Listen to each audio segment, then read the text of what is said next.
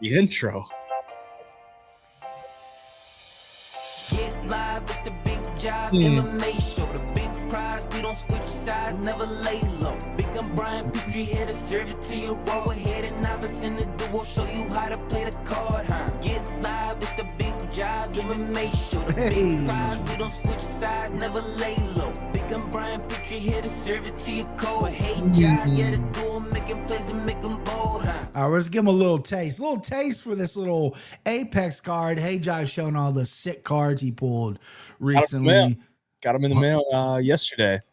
I need to set up my account still so I can get my hands on that Hoist Gracie that you pulled me last week. Yeah. What's up, chat? Chat's already firing. Dixon Sider's in here moderating the shit out of this.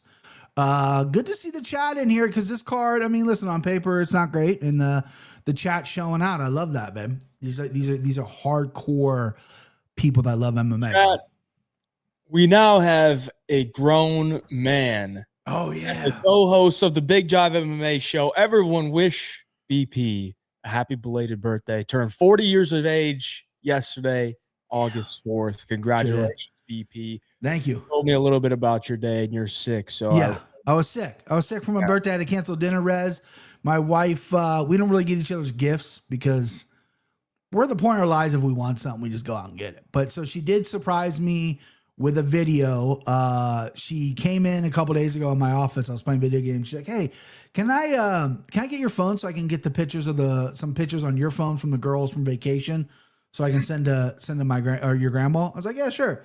So she took my phone, thought nothing of it. She got a bunch of contacts. So Hey Jive was in there. Captain Russ was in there. A bunch of guys from work. You know, some of my really close friends as well, all in there doing me a little birthday tribute, which was awesome. And then it ended with a voicemail from my mother, who has passed away, who I haven't heard her voice in some time, and that got me, bro. You know, you hear a voice of a family member, especially a mother, father, whoever, and you know, because you see pictures of them all the time, you really don't hear the voice. At least I don't. And I got that voice of the voicemail, and man, that crumpled me. But it was a very sweet gesture by my wife, so thank you. Shout out Erica for being awesome. And yeah, it was a bad day because I was sick. I have like a stomach bug thing or whatever, but it was a good day because, you know, I'm a man now and I'm 40, right? I really was really praying that I wake up with a full beard now that I'm a man, right? That's how that works, right? You just wake up, full beard. That obviously didn't happen. So, you know, we'll keep it. And by the way, the thumbnail, I look exactly like Jonah Hill. And the fact that Jonah Hill's in the news right now, annihilating everybody, like, bro, settle down. But hilarious thumbnail. I love it. Can't wait to break down these fights. And thank you for all the birthday wishes. I see the chat going. Did your wife give you a VIP lap dance? She did not. She can't dance for shit. But we did the no pants dance. You better believe it. But yes, thank you for the chat. Hi, Boys for Life. Thank you, boys. Thank you, Hayden, for participating in the video. And I was honored. I was honored that I got the text. It was cool. I was gonna post a video on social media, but I'm like, you know, I think I'll just keep that one to myself because it's like a 10-minute video of people wishing me happy birthday, and it was pretty cool. So, but yeah, I think I'll keep that one to myself. Yeah, I was gonna say probably a long video. I wasn't sure how long she wanted it to be. I think mine was only like 15 seconds. So perfect. Yeah. I apologize if it was a little short. My in-laws went a little long. And it's like, okay. And my stepdad went a little long too. He's not very good on camera. And he just kept repeating the words over and over again. And then he had the camera angle like this. So it was just horrible view. And it's like, come on, guy, let's speed it up here. You notice mine? I was out on the course. You were on a golf course. Yeah, you had the high angle, which is what you're supposed to do. Yeah, you're a professional. Well, I, do it for a living. Yeah, so like, you know what you're doing around a camera. I got that text from your wife in the morning, and I was like, well, I'm actually headed out to the golf course in an hour, so I'm going to have a perfect backdrop, perfect lighting. Perfect. I'll wait till then, and I sent it to her. It's perfect. Yeah, it's perfect. Yeah, she got it in. My best friend, the guy who's the best man, well, one of my best friends, best man at my wedding, loves to be on camera, loves to film videos, probably had a whole bit worked out. My wife reached out to him first, like a week ago. He didn't get his in on time. Oh my God. He didn't submit it. She's like, he texted me yesterday. Was like, hey, I just sent Erica the video. Was it too late? Yeah, by 12 hours, guy. So that's very funny that the one guy who thrives and wants to do that didn't make the cut. Got to be on time. Got to be on time. Got to be And on. what's your handicap in golf? That's a good My question. handicap? Yeah. Well, I'm about a 10, 11. Okay. I'm not anything too crazy. If I could putt worth anything, I'd be a lot better. But I just got a new putter actually last week. So that was my first time using it on Monday. Yeah. And I'd never practiced with it either. Just got it first round. I think the only time I one putted through 18 holes was when I chipped it about 2 feet away from the hole. Other than that, it was 2 and 3 putts the whole round. I was pissed. I was pissed. I've like bought this fucking $350 putter just so I could, still 3 putt. Yeah. When I'm on the green in regulation, like what's going on here? So I got to get out on the practice green and get some putts in to get used to that new putter, because you're gonna spend that money on a putter. You better improve. You better know how to wield it. Yeah. No, I've never been golfing before. I like golf. I watch golf content. I watch Bob Does Sports. If it's the Masters or any kind of major, I'll usually fall asleep, take a nap to it, but it's comforting, right? My dad was a big golfer. We got golf course all around us. My grandparents, when they moved to North Carolina, they lived on a golf course, like a private golf course. My other grandma who lived here lived on a golf course. I've only been to a driving range, never been golfing before. Wow. And I was not very good driving. I was very bad. And then my grandpa did give me putting lessons, which was, it seems so easy and it's so fucking hard, and it frustrated me to no end. So yeah, I'm not really putting. It's very tough. I played a little in high school, and then I didn't play for a while, and then this year I just picked it back up, like to do it a lot more often. And dude, it's so addicting. Like, well, that's the problem is I go so hard. Like, I've been invited golfing, and then they're like, "Oh, just rent clubs." I'm like, I don't want to rent clubs. I want to get my own clubs. And I look into like how much clubs are.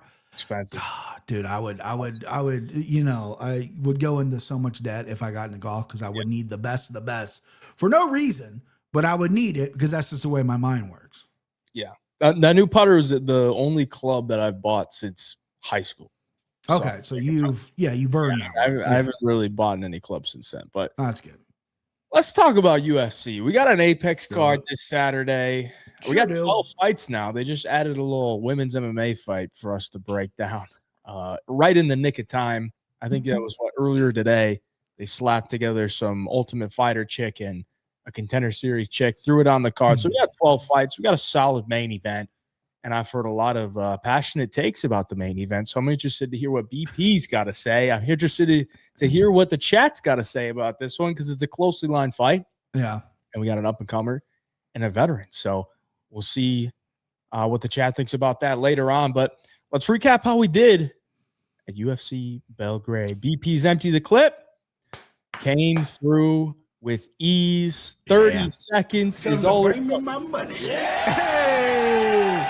Yeah. I don't want to keep talking about me being down, but I had a migraine on Saturday and I was down, and I watched from my bed on my phone. So I didn't bet any fights except Medic and then the Sicko parlay, which lost. But so I'm happy that Medic went out there and did what he did. I wish I could have gambled a little more. I kind of had an okay night all around on picks or whatever, and some of my leans would have probably came through. But Medic was the guy. I mean, I literally got in a debate with a guy on Twitter who said that the Medic-Rodriguez fight was 50-50. It's like, why would you load up on a 50-50 fight? So how the fuck is that 50-50? And then the fight ended, and he literally doubled down. It's like, see, Petrie, I told you it was 50-50. Huh?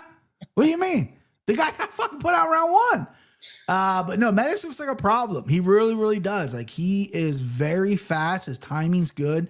And his power is next level. It's really, really good. I think it's his speed. His speed's really good. Right, you're right. And then the fact that he's a tricky southpaw and he leads a lot with his left hand, which is a power hand, is great. And then, again, Rodriguez at that point, though, I don't think Rodriguez was beating many people on that night, let alone Medic. Medic did exactly what he was supposed to do, get him out of round one, and that's what he did in front of his home country.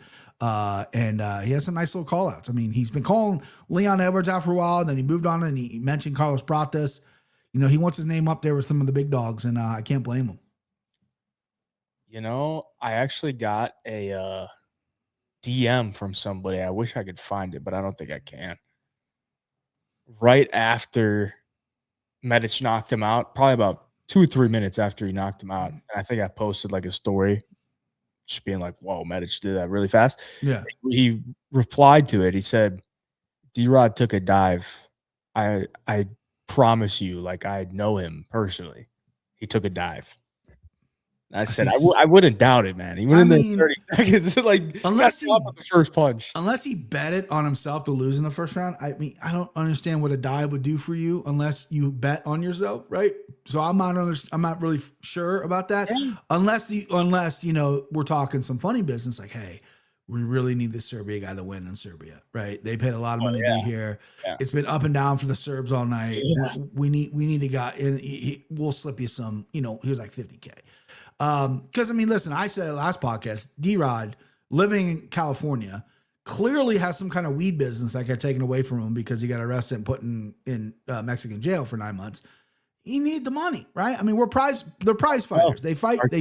Cartel on them, right? When you get out of here, you're losing your next fight. Exactly. You know what I mean? Like, so I mean, listen, the cartel is extremely powerful. I think D-Rod tossing the fight, throwing the fight, whatever. He was losing that fight anyway. Even in his prime, I don't think he's touching Medic, but good for Uros Medic. My empty the clip came home as well. Jovan Leka. Tell him to bring me my money. It looked. I want to see him again. The body kick was powerful, but he froze. Yeah, I feel like the guy was running away from him.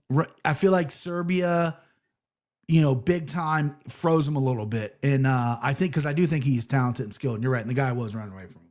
He was running away from him. Caught him with one body kick, really. And that was the fight. So fucking brutal. Shout out to Leka. Poor old Dusko took us out of my pick. I dropped the ball this week or last week, boys. It's okay. That's on me. I won it because the week prior I gave Fatima and she was very chalky.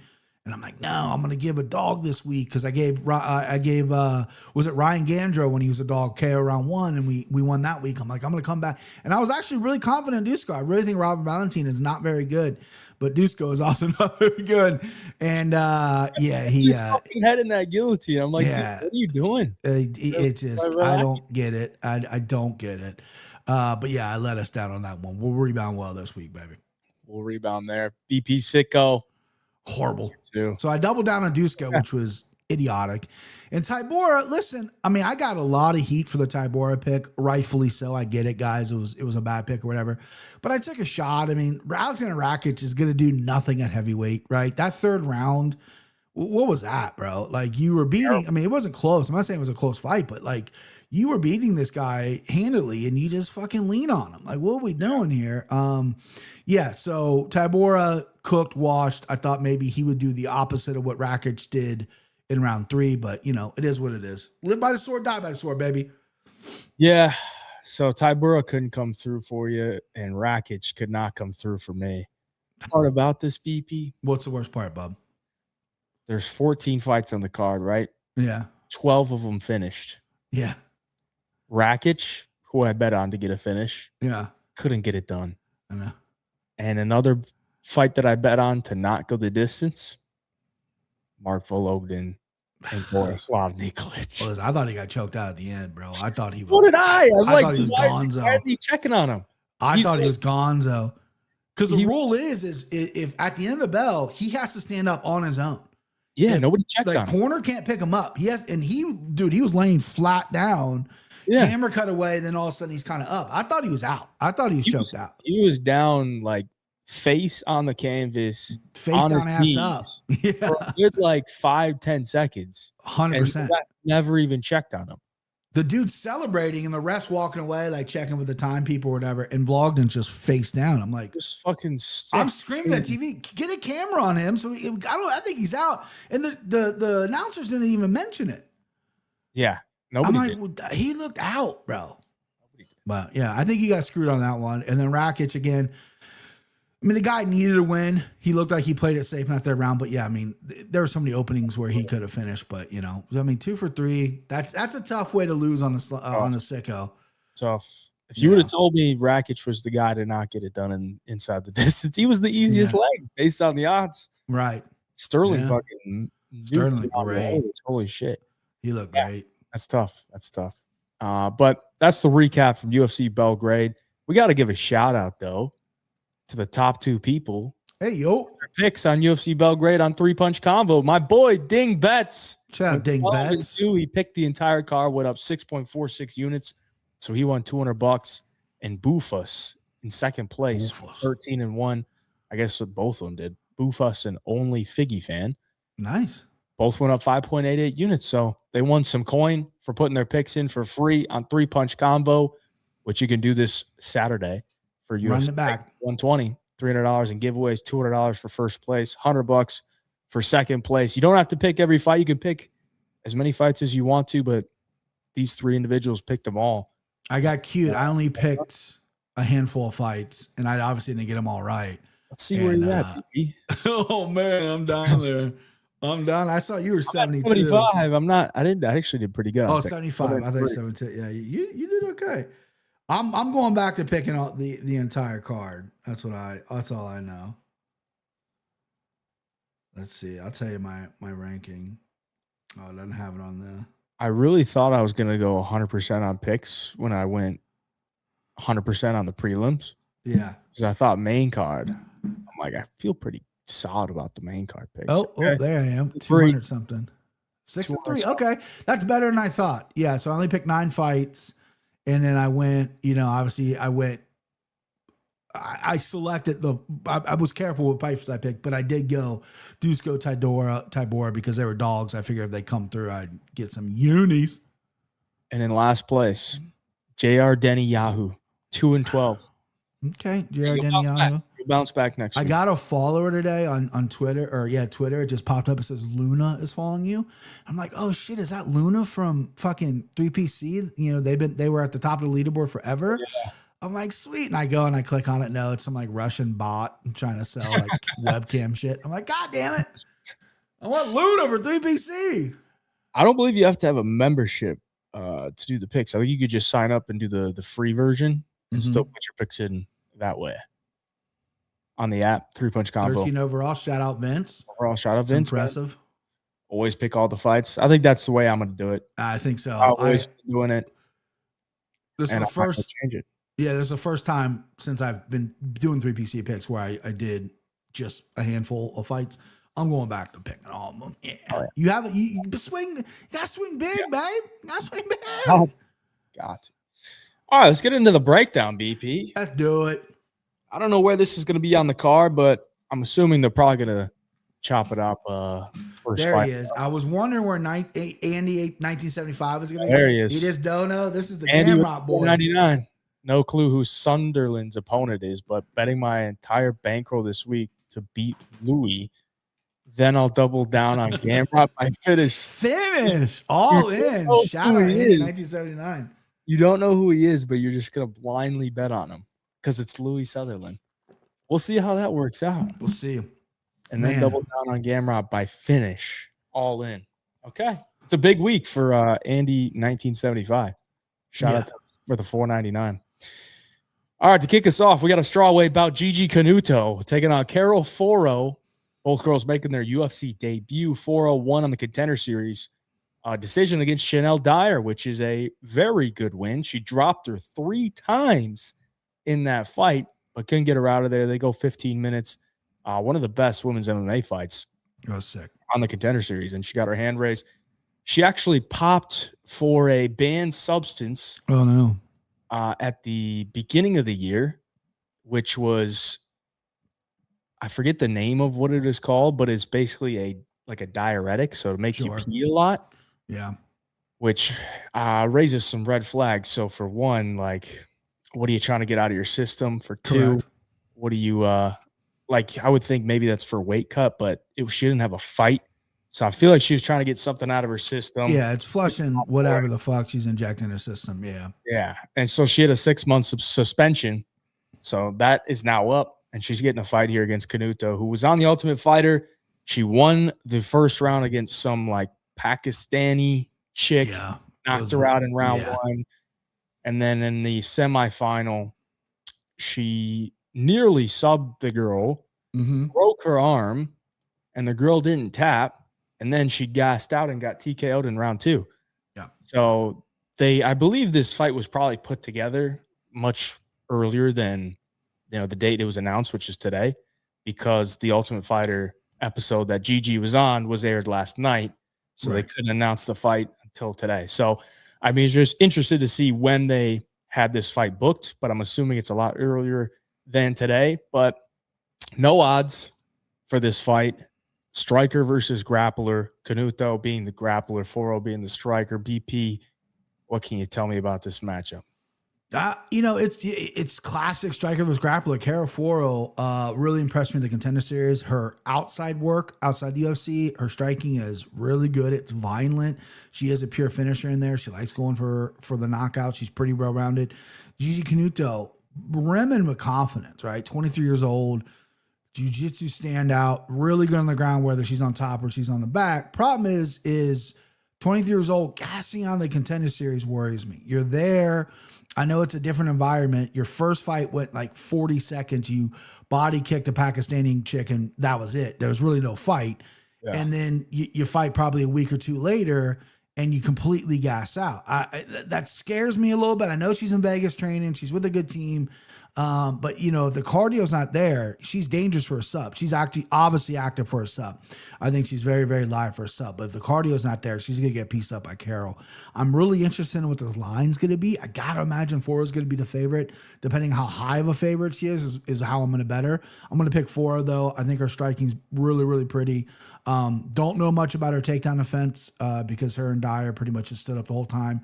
It's looked decent outside the UFC, but again, she's never really fought like a pure jiu-jitsu practitioner like Gigi. And I think Gigi's takedowns are actually pretty good. They're not the best. She's also, I think she's a little small for the weight, but she's fighting someone that's exactly the same size as her. So I think that won't play into a factor here. But I like Foro. I think Foro by any kind of finish will be interesting if Canuto gasses out again. And she's nasty. She can strike, bro. I like Carol Foro. So Dyer actually shot 11 takedowns. Okay. What? And she went 0 for 11, but I would assume most of those are probably what she's like. How did I miss that stat? Dyer's not really like a wrestler. No, yeah. She's more of a pure striker, so I don't really, look into that as like, oh, she's got rock solid takedown defense. Right. But the line did just drop 11 minutes ago. What we got? It dropped Carol Foro minus 200. Okay. And it got bet up slightly to minus 240 about 10 minutes ago. So Foro minus 240, Gigi plus 200 right now.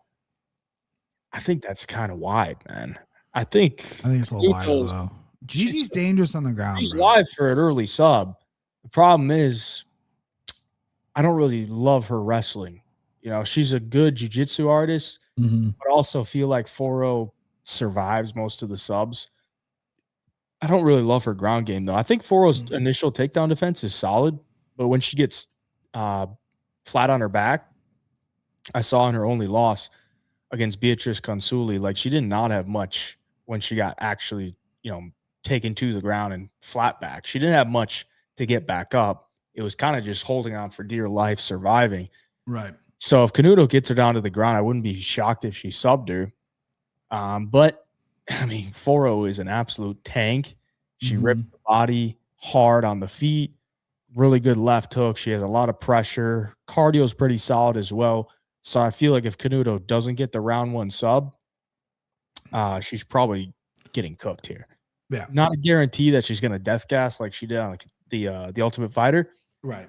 But I do think this is probably a better live betting spot to take 4-0 after like round 1. If Canuto, I'd maybe go into it with Canuto. Consider she's plus 200. Yeah. It's not a Canuto, bad number. Round 1 sub, or just play moneyline Canuto and then cash out of it if you're playing it on Poly Market. The over-under is set at 2.5, minus 135 for the under, plus 115 for the over. I do kind of lean towards some violence there, but yeah, it's actually a good women's MMA fight. Just it's good. both young. I mean, Faro's 29, but young in the sport. So this is her only 11 fight. Yeah. And Canuto 23. A little bit of hype. She talked a lot of that good shit on the Ultimate Fighter. It makes me think that I don't want to spoil it for anybody, but she had real beef with that Tina Black girl, the other Brazilian girl in there. Makes me think Tina Black might be in the finals because I feel like they would have saved Gigi to fight Tina at a later date since they didn't fight, on the finale or whatever. Since they didn't fight on the show because they had some beef, leads me to believe Tina's probably in the finale. I've actually been enjoying the Ultimate Fighter this year. I hate how they rush it. They used to not rush it. It used to be 6 weeks. They were in the house. They do about 2.5, 3 weeks now, and they speed up the filming. But other than that, I've been enjoying the shit of some good fighters on there. I really like that Muhammad Ali kid, the dude on Bisping's team. He's like 21 years old, dude. The confidence of and the skills of him is he's reminds me. I hate to say this, and it'll never be this, but he kind of reminds me a little bit of Conor McGregor, if I'm being honest with you, just a little bit. I haven't watched it at all. I just go watch. He hasn't fought the semifinals yet, but go watch his fight that he did. He fought another tough dude. He's from I want to say Kazakhstan or Uzbekistan or something like that. He fought another really tough dude and was literally talking to Dana the whole time and doing crazy shit. Confidence is crazy on this kid. I will agree with Pure Sparks here. It's easy to gas on tough when you're overtraining and do it 2-a-days for over a month and making weight. Yeah. It's not a month anymore though. It's literally 3 weeks. They come in. They're supposed to come into weight, come into shape, and she fought for 30 seconds the first time. She got to cut the weight. She got to cut the weight twice. It's the second weight. 5'2". She's kind of thick. She's thick. You're right. She's pretty muscular. Yeah, cutting the weight's gonna be. Yeah. I wouldn't completely bank on Canuto gassing out, but no, she's definitely not comfortable. It just worries me. She will not be comfortable on the feet with 4-0. So if she starts failing takedowns, the end's probably near. All right, moving on to some more women. We got a flyweight belt. Juliana Miller coming in at -290, taking on Ravina Oliveira. Sits at +237. Oliveira 0-3 in the UFC, and all 3 losses are pretty brutal performances, coming off back-to-back finish losses.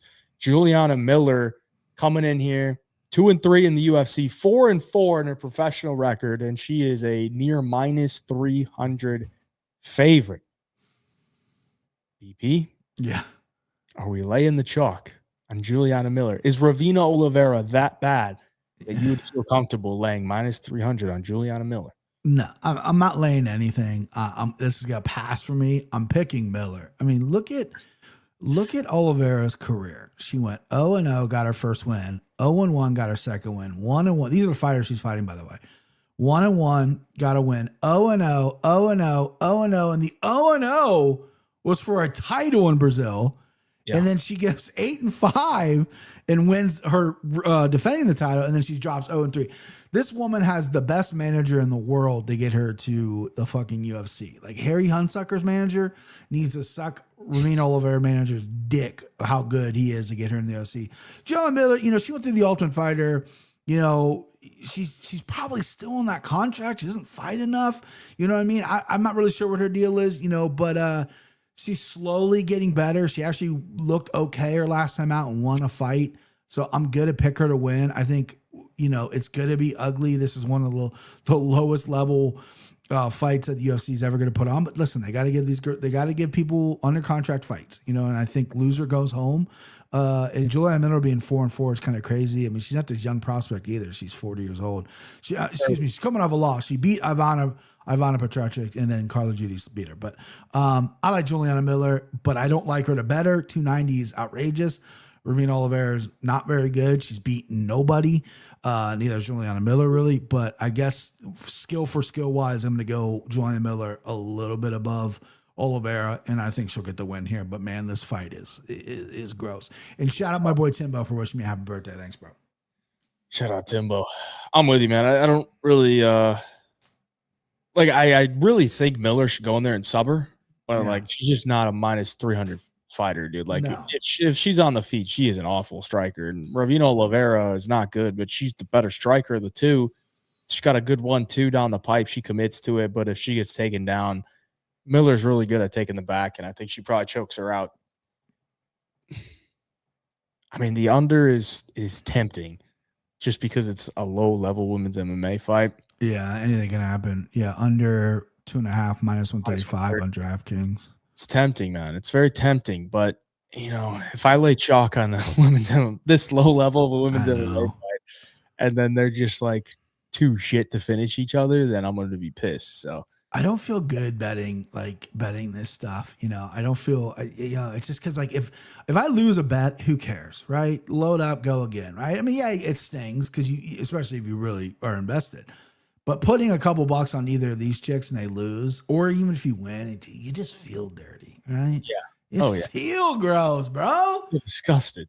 Oh, I can't do it. But yeah, I mean, the pick will be Miller. But yeah, I would not be. I'm not that big of a degenerate to be placing money on a fight like this. That's for sure. You know what we might do here? What's that, bud? Just to kick us off. If these are really the first two fights of the night, I think they moved up Miller and all that. According to Tapology, if Tapology's right, they moved up Miller and Oliveira to the second last prelim. We go Juliana Miller, round 1 sub. Okay. Gigi Canuto, round 1 sub. There you go. And just, you know, it's a long shot parlay. You throw a couple bucks down there. We got. You got a little bit of action on the fight. Kick the night off and you're up if they hits, right? Shout out Tapology, by the way. I've banged on them for years. I've tweeted at them. The ads have become overwhelming, right? But they do have a really solid website with a really good information. You can buy and pay. I think it's like $2.99 a month, $3.99 a month, whatever it is. And there's completely ad free. You sign up. You know, I've been signed up for Tapology forever. I don't do anything besides look at the fights, but the ads have been outrageous. And they just offer like a pro plan or whatever the fuck they call it. There's so much valuable information, and this isn't a plug or anything. I felt like it's my duty if I'm going to shit on a company as many times as I shit on Tapology, I should give them a little bit of props for doing something right. And their website is so much better now when that happens. So shout out to want to put that out there. Just give them their props. I don't want to put that out there. I can't bag on somebody for so long, and then when they do something right, be quiet about it. It's not my character. They got to make their money, you know? Yeah. All right, we got a bantamweight bout here. Miles Johns comes in at minus 146. Jesse Rosas plus 126. And it looks like the line has moved a little bit. Minus 155 for Johns, plus 135 for Rosas.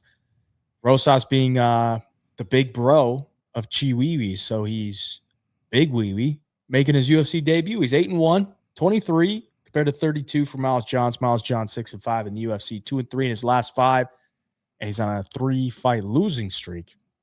One by decision, another one by split decision, and then a submission loss to Daniel Marcos in his last fight, who has since been cut, which is kind of a crazy cutting from the UFC. So at 32, Miles Johns might be fighting for his job here on a 3-fight losing streak. He just opened up his own gym this year, probably 3-4 months ago. And he's slight favorite here against the guy making his debut, who's been around the block with his brother being in the UFC. And I wouldn't say he's nowhere near as talented as Chi Weewee's. He's not a bad fighter, so I can understand why the line is the way it is. BP, what are we going with? Yeah, he's not a bad fighter. I just, I don't know what separates him. Obviously, he has a jiu-jitsu base. That's what he wants to do. He doesn't hunt for it as much as his brother does. His brother is almost like allergic to standing up. He only wants to grapple, right? Rosas is a little more flowy when he gets in there.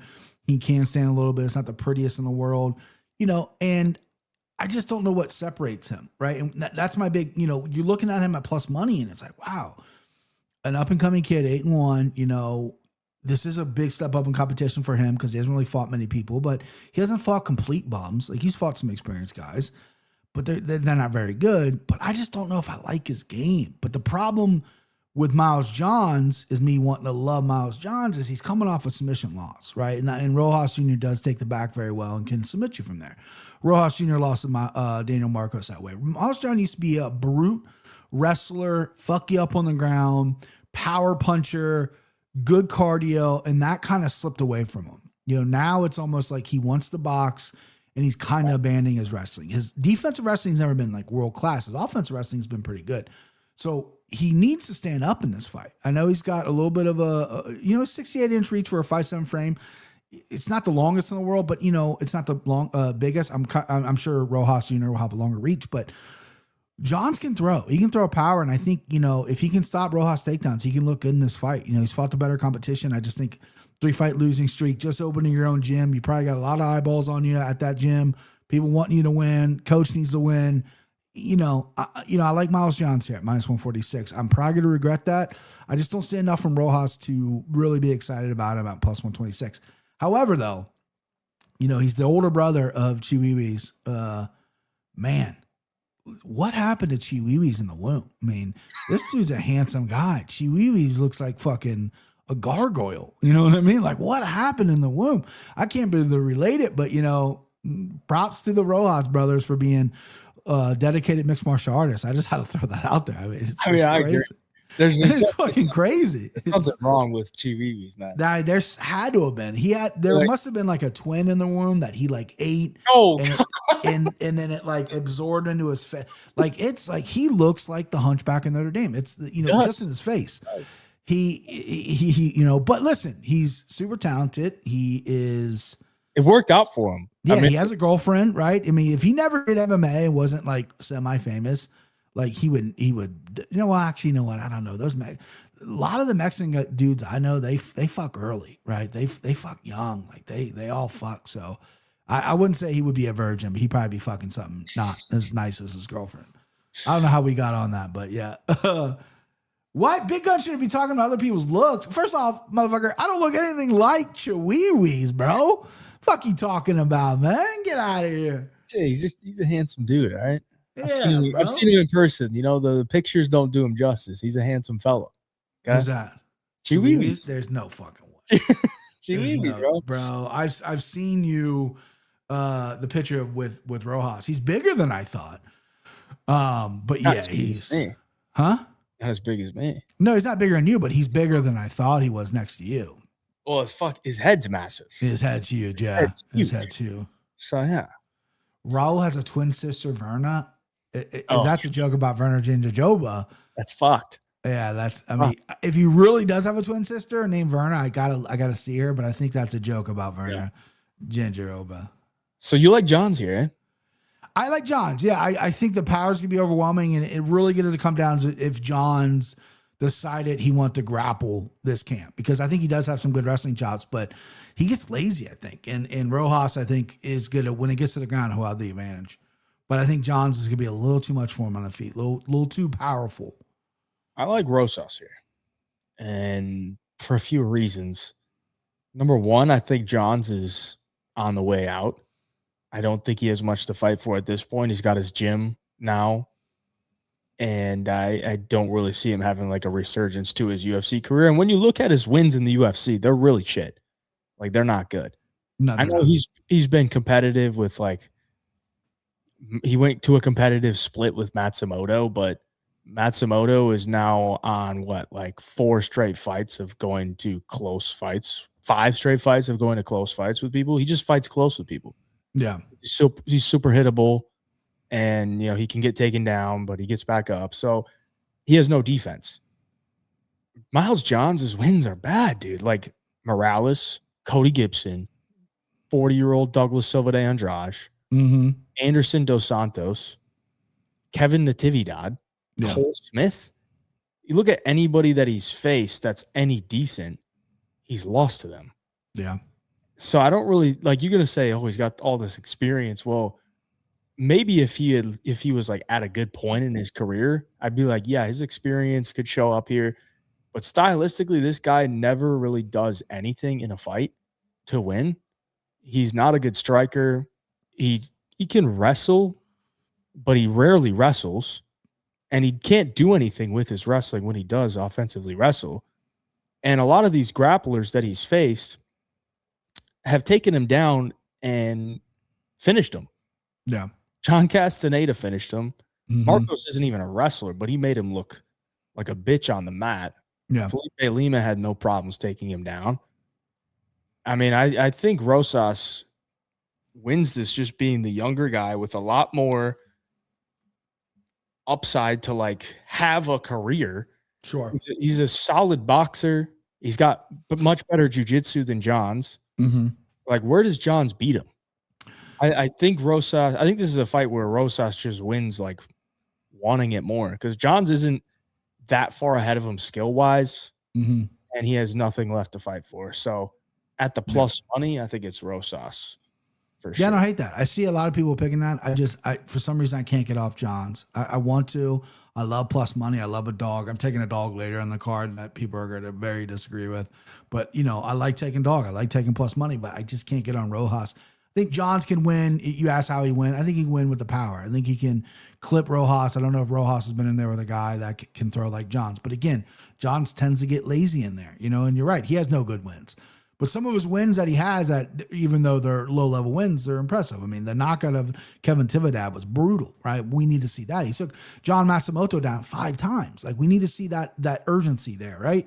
But yeah, it should be a good fight, and I'm glad that Rojas is giving people some plus money, because I think that I think he can win this fight. I think this is closer than the odds are suggesting. I think it's 50-50. Yeah. All right, moving on. We got our lightweight bout. Manuel Sousa comes in at minus 270, taking on Richie Miranda. Sits at plus 222. Miranda making his UFC debut at 31 years of age. He's on a 7-fight win streak in the LFA. He's the defending lightweight champion. He's 13-1. Trains at Bloodline in California. And he's a guy I've been fairly familiar with, just watching some LFA or keeping track of what's going on in LFA. And, you know, he's a pretty, I don't want to say proven like fighter, but like based on what he's done on the regional scene, I think he's paid his dues to be in the UFC. Manuel Sousa, on the other hand, 14-1, won his UFC debut against Blagioki with a round 3 KO. And coming in here, he's a sizable favorite, and he's been a sizable favorite in his last fight, a sizable favorite in his Contender Series fight. And he was losing the Contender Series fight until his opponent gassed. And then he was having a competitive fight with Oki until Oki gassed. So got to take that into account. But this is a guy that has knocked out Mauricio Ufi. He's had a lot of high-level, you know, fights over in Bellator, and he's just an absolute tank of a human. So going into this one, it's going to be hard for me to not, you know, think Sousa gets his hand raised here. But I do think Miranda, you know, is a good fighter. Like, I think this is a very tough ask, but I think he's a good fighter. So I think Sousa wins here, but, you know, I'm very bullish for Miranda to win fights in the UFC. What do you think here, BP? Yeah, I agree with you. I like Miranda's toughness. I mean, he's a gritty, tough dude. There's nothing that explodes off the page. Like, he's well-rounded, but the best thing about him is he doesn't give up on himself. He's tough. He wears a chin, you know, and he gets after it. You know, nice little southpaw to him. Defense is a little bit of an issue. He does get hit quite a bit. He gets his legs kicked up quite a bit. But overall, I think he's a well-rounded guy that until that fucking bell rings, he's in it. Like, he's in it. You're going to have to put this dude out. You're going to have to really, you know, and he's never been finished, but you're going to have to really do something to this guy to make him quit. Manuel Sousa, here's a guy who's built like a fucking fire hydrant, right? Jack muscles, but has cardio, like goes 3 rounds, and he does not the most technique in the world, but throws heavy shots. And eventually, if you can do that continuously for 3 rounds, which he's proven to do at least his last 2 fights, that's a lot to deal with for 3 rounds. Eventually, you're going to get hit by one of those fucking sledgehammers. And I think Sousa is freakishly athletic as well. He's very fast, and he's got that explosive, quick twitch muscle that can be problems. But Richie Miranda, though, if he can wear Sousa's shots and last a couple rounds in here, like halfway through the second, halfway through the third, Sousa's going to start doubting himself, and Miranda can put something together and maybe finish this or steal a decision. I love this fight, right? And again, I'm being a coward. I'm going chalk. I'm going Sousa.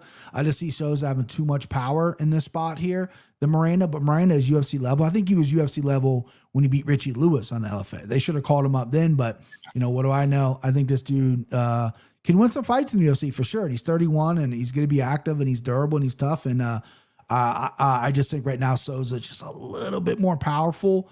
And we'll see. But again, a guy built like Souza doesn't seem like should be able to go hard 3 rounds like he does. So there's gonna be a time where he's gonna maybe fucking slow down. This could be the fight, and you're getting a good money on Miranda, but I'm gonna take Souza. I'm with you. I think Miranda's just too hittable. Yeah. And Souza, even if he doesn't KO him, like he's gonna wear a lot of damage. Yeah. I think Miranda's got to grapple, but I think Souza's good enough to weather the grappling and then get back to the striking. We got some super chats here. $5 from Timothy Mitchell. Appreciate you, brother. Timbo, that's my guy.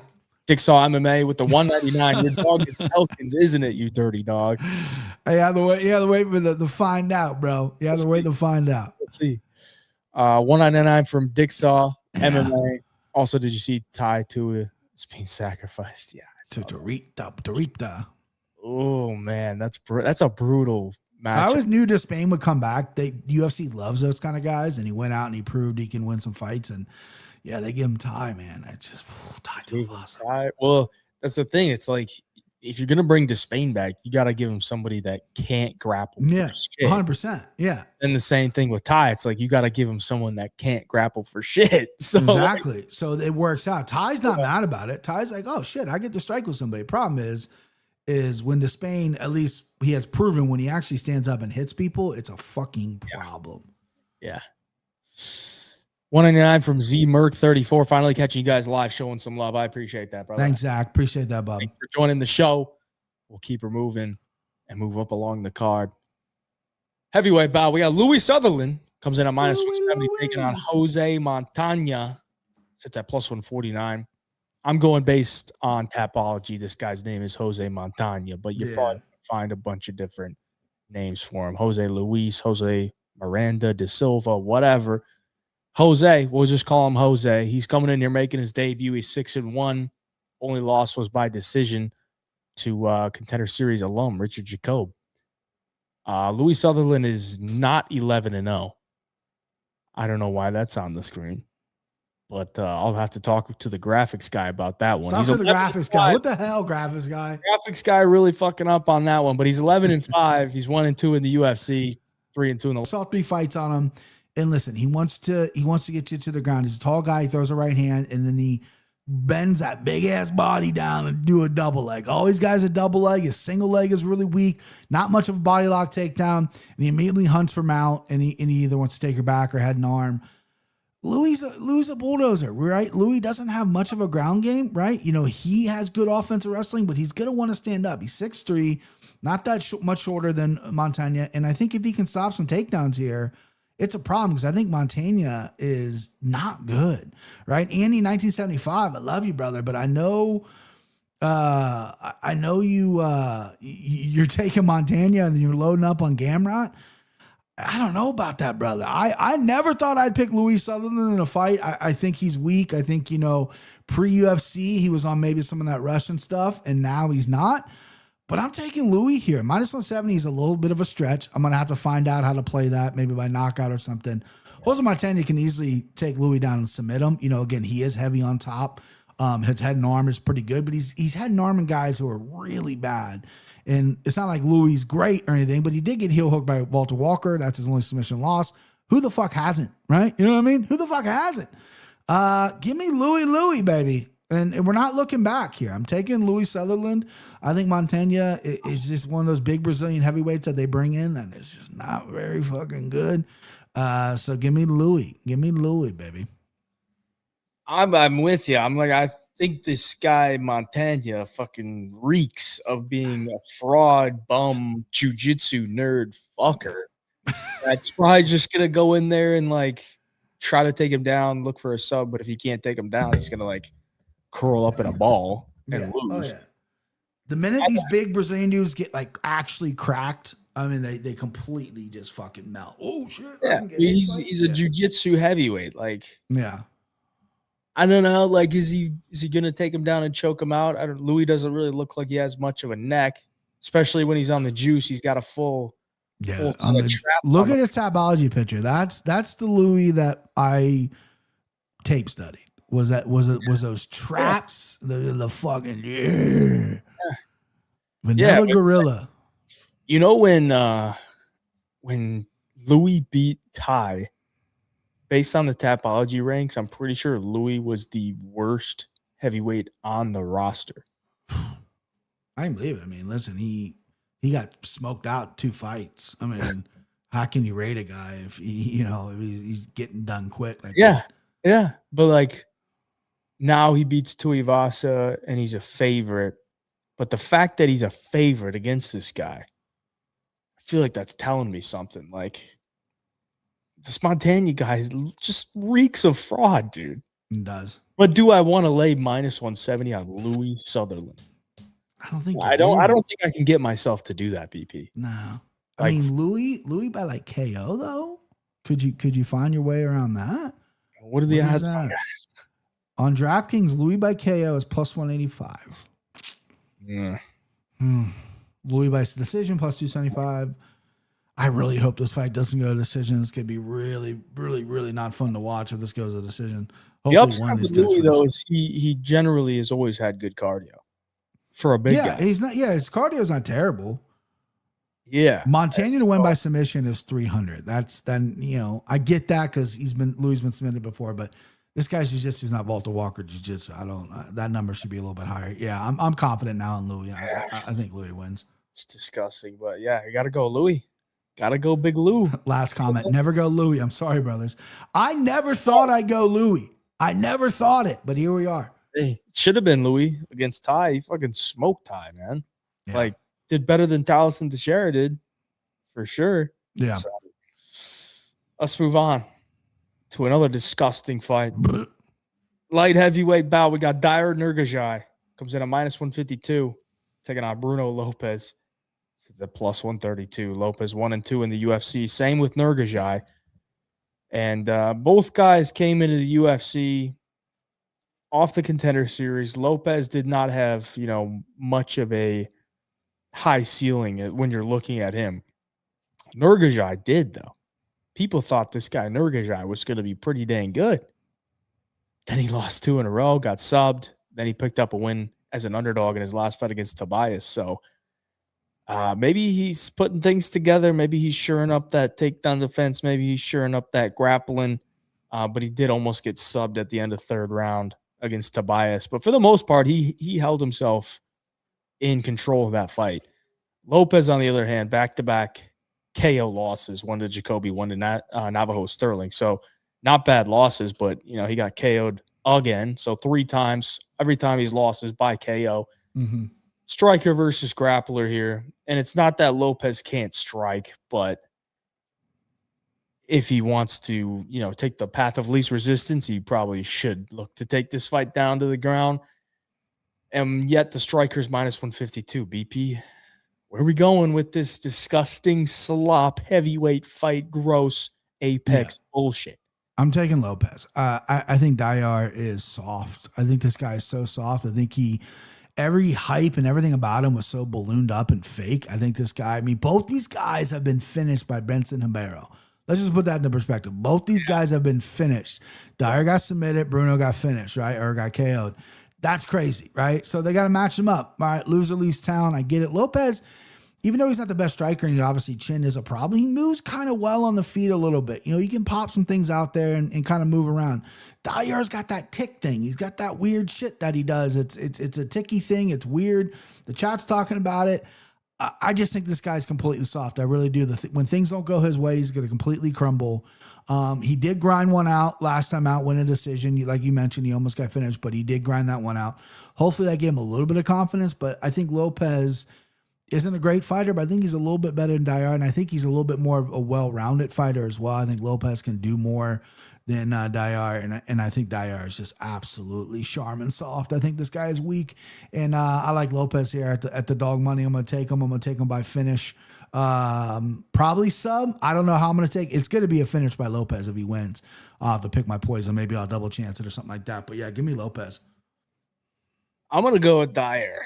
Okay. For a couple of reasons. I think Lopez is, I kind of agree with you. Dyer's a bit soft, but I also think Lopez's chin is just so glass. It's not bad. It's not great. Yeah. Every fight starts on the feet, and both fights that Nurgazai got subbed in, he didn't get taken down. Right. Like, I don't think his takedown defense is fine, honestly. I don't think it's bad. Well, he's like, I don't know. If I call him Russian, people are going to get very upset. What is he, Kazakhstan?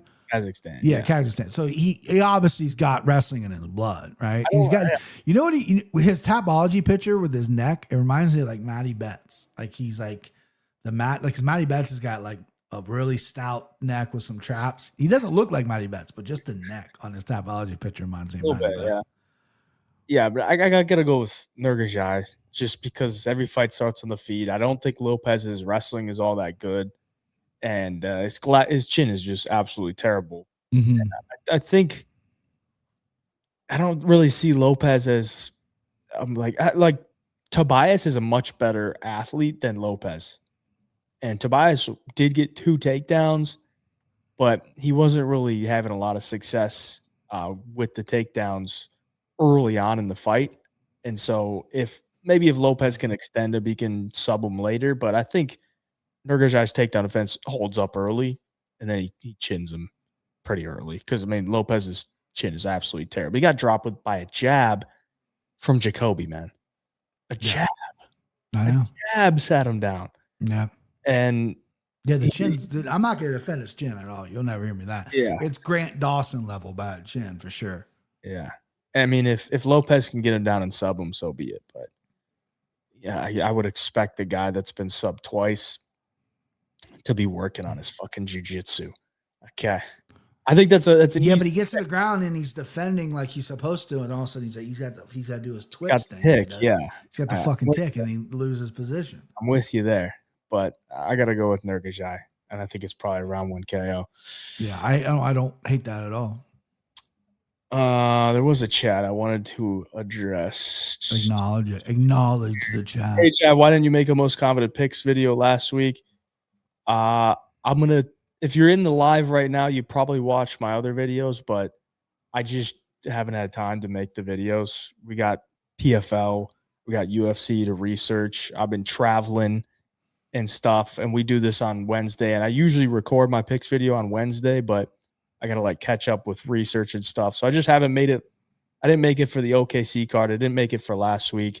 And I'm probably not going to make it for this week just because it's not that great of a card. But you get this podcast on Wednesday that you can listen to basically for the same thing. Just the picks video is a more condensed version. I don't know, what it's going to look like in the future. I'll definitely do it for the bigger cards, but the time that it takes to put together the whole production for that video, just don't really. Yeah, I got other shit I got to do. Plus, I got a baby coming, and we got Contender Series coming. So next week, right? Next week, Contender Series, right? Next week, Contender Series, which will be shout out my boy. Go follow him on Twitter. I'll give him a shout out. Zuck UFC on Twitter. Very sharp kid. Loves the Contender Series. Trindade also very sharp in the Contender Series as well. They're gonna do Zuck. He's gonna do some breakdowns on X Twitter exclusively, so go give him a follow. He was like 65% or something last year. It's a good follow if you want to win some money at Contender Series, because I always get asked to break down the Contender Series and I never do, just because I don't know the guys coming in as much as I used to, right? Because life, it gets busy, as you were just talking about. Yeah. But I always try to point to other directions. Like if you're doing it, obviously you're great at what you do. Trent's also amazing, and then Zuck's going to do it this year. So I love people putting out content. So shout out to the content nerds of cranking out the MMA stuff. Want to give this some love. Yeah, I've done breakdowns for Contender Series the past like 3 years, I think. Wow. For every fight for every card, but this year I'm not sure if I'm going to be able to do it at like a high level production level. Yeah, I'll probably try to get something out so you guys could get my thoughts on the fights, but the baby's gonna be coming in like 2 weeks or so. So I don't know if the chat knows, but babies are a lot of work, and Hayden's gonna have 2. They are, yeah. That's a lot. That's a lot, Babs. 2 under 2. So yeah, that's a lot. You're probably not gonna see a ton of YouTube content from me just because it takes a lot more time to make. But I might just try to do like quick live streams without having to put together slides and everything, just so you guys could get my thoughts. But that'll be next week, so stay tuned to the show. Hit the notification bell so you can get notified if I do go live to break down some Contender Series. But I definitely got to research them too, which takes time.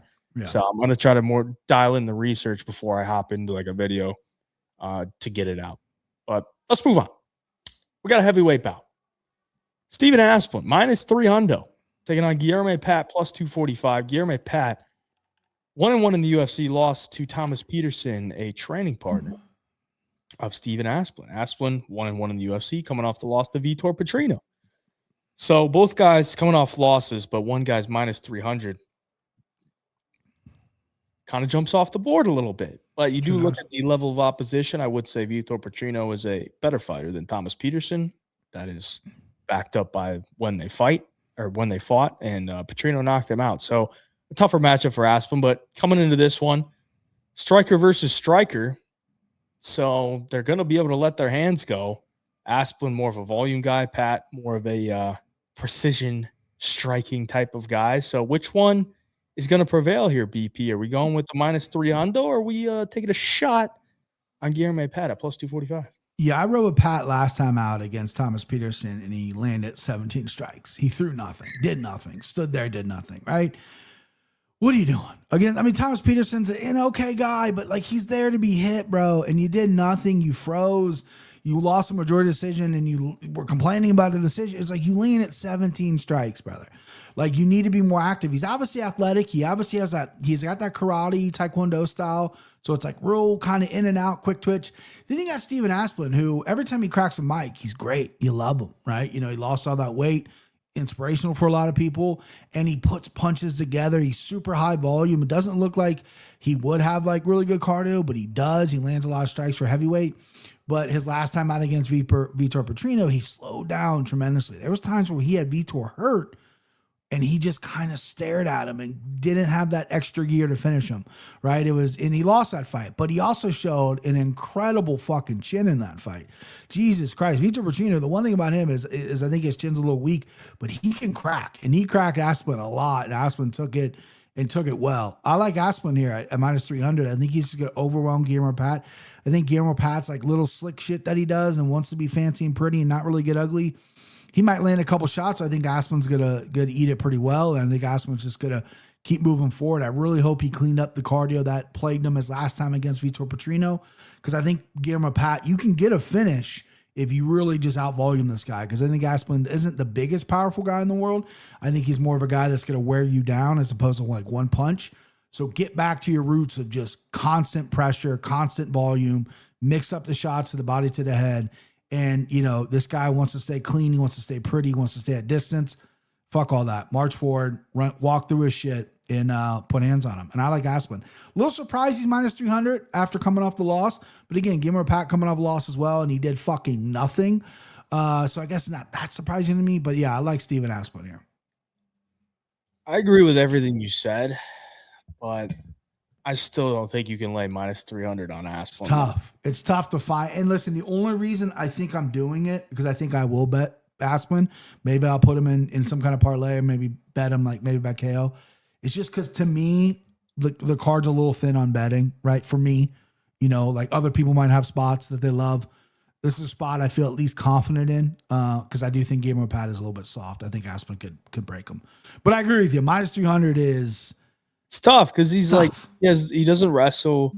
He's a striker, but he's super hittable. Like, yeah, he has a lot of volume, but he also gets hit a lot. Yeah. So it's not really like, you know, he's putting up Holloway numbers where he's putting up, you know, 300 and his opponent's only landing, you know, 80 and 90.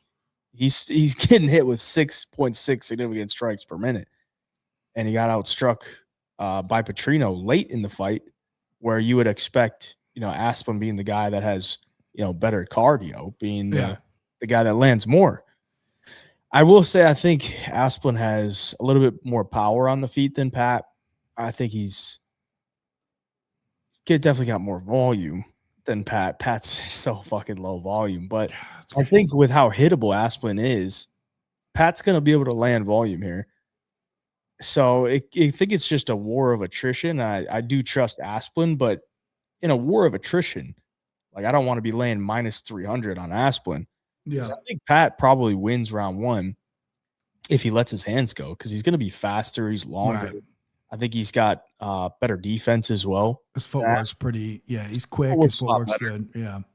Aspen's a decent athlete though for how big he is. And so I can't lay it on Aspen. I was looking to parlay him like right after the Serbia card. I looked at the odds and I was like, yeah, I feel like I could parlay Aspen, but nah, you just can't do it, man. Just can't do it. I think he's a good live bet spot after round one, especially if they have like a pretty action packed round one. Because I think Pat, based on his regional tape, he wasn't like knocking people out. He was hurting them, but he wasn't really like following up. He had like no killer instinct whatsoever. And I feel like that's because he's afraid to gas out.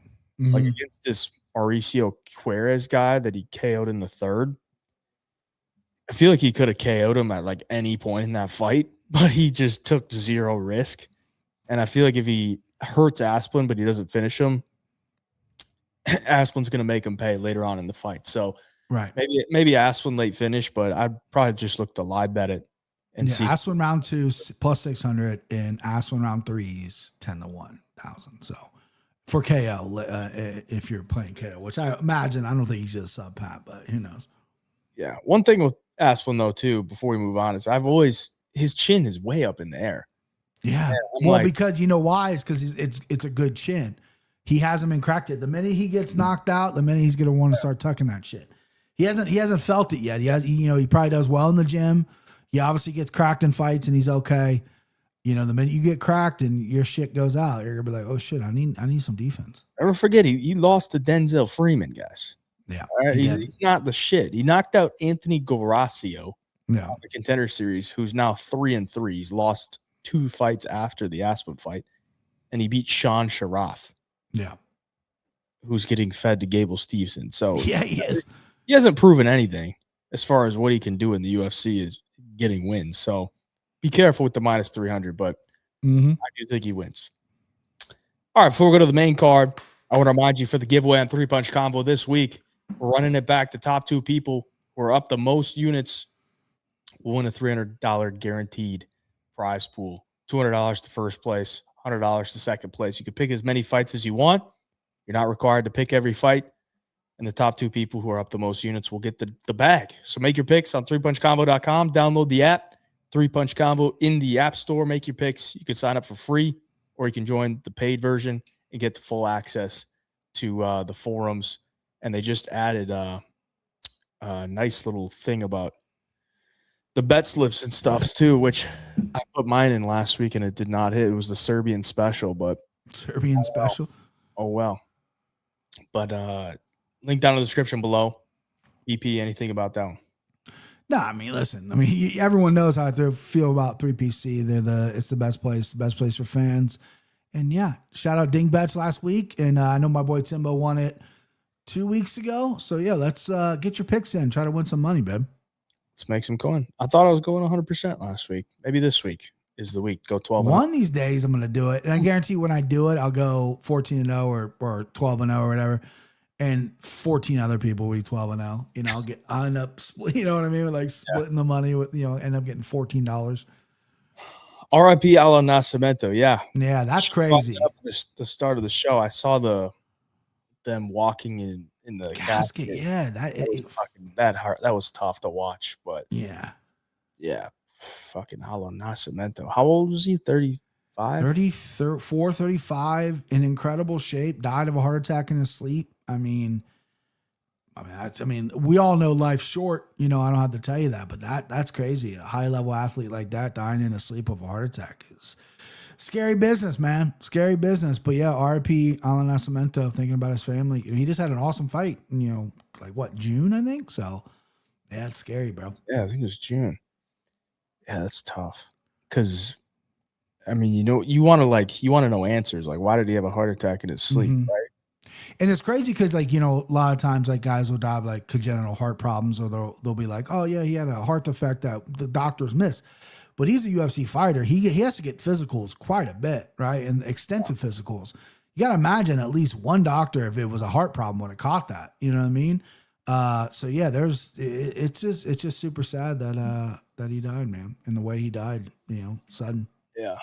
Yeah, you got to think is it weight cut? That many weight cuts? Because he did have a big weight cut. Yeah, weight cut. I mean, listen, the body's crazy. I know the weight cuts usually affect your kidneys really bad. They can shut your kidneys down bad. Maybe that has an effect on your heart as well. I mean, again, I don't know, but yeah, it's Pure Spaz says Allen pulled out from her illness early in this year. Maybe that has something lingering. Yeah, that's a good point. Yeah. Could be the COVID shot. Yeah, COVID shot. Tony Fauci killing everybody out there. Yeah. Playing the fifth out there. Plead the fifth. Yeah. Aaron Rodgers fucking. I'm not an Aaron Rodgers guy, numerous reasons, but I mean, obviously he's a Steelers quarterback, so that's number one. But he was so dead on that when he wasn't vaccinated and the amount of shit ESPN gave him and the amount of clips they ran with it, articles they posted, and the minute he was kind of vindicated and Tony Fauci is out there pleading the fifth about all this shit being bullshit and no one's reporting that. And he went on Pat McAfee show and fucking buried ESPN. That was good to see. I like when people get vindication. That's nice. Yeah. Fuck that Fauci dude. Anthony Fauci. What grown man has a diary too? They were reading his diary and apparently like he just kept talking about how he loves seeing himself on the news. It's like, bro, you're like 80-something years old. What the fuck are you talking about? God. Get out of here. Loser. Well, Darren Elkins is still kicking. It's his retirement fight in the featherweight bout here against Yadir Del Val, who's minus 800. Elkins plus 561. He's 42, 2 years older than BP, and he looks a lot older than BP, I'll tell you that. Yeah, he's got some damage on him. 19-11 in his UFC career. He's coming in here as the biggest dog on the card against the fraud himself, Yadir Del Val, who won a fraudulent fight and then proceeded to shit talk me for saying it was a fraudulent fight. And his karma came in the form of a decision loss to Jordan Levitt his last time out as a big favorite. So here he is, minus 800. I want nothing more than for him to lose to Darren Elkins. It would be scenes if Darren Elkins came out with a masterclass grappling performance and just choked this guy out with 2 seconds left in the third round after beating the fuck out of him on the ground. I want to see it. Yeah. I want to see it. Darren Elkins, round 3. I'm going to play it for the vibes. I'm playing. I love it. Listen, I'm not going to take Elkins, but I will say this. Darren Elkins, he obviously can't take a shot anymore. This is a retirement fight. He's 42. The damage is taking a lot of damage of his career, but he is a sneaky good grappler. Like even when he gets taken down, he is hard to hold down.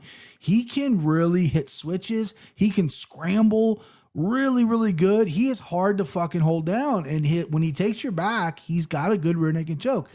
DeVal looked like shit against Jordan Levitt. Like he looked like absolute garbage. Like he couldn't grapple for the life of him. So if you're DeVal, not much of a striker, but you gotta come out here and strike with Elkins. You gotta fucking make him bleed. You gotta KO him. That's what you gotta do. You grapple with Elkins, it could be a problem here. Yeah, and I want to take Elkins. I do. You know what? Fuck it. What's holding me back? I'll take Elkins too. Plus 561. Round 3 submission is a beautiful bet.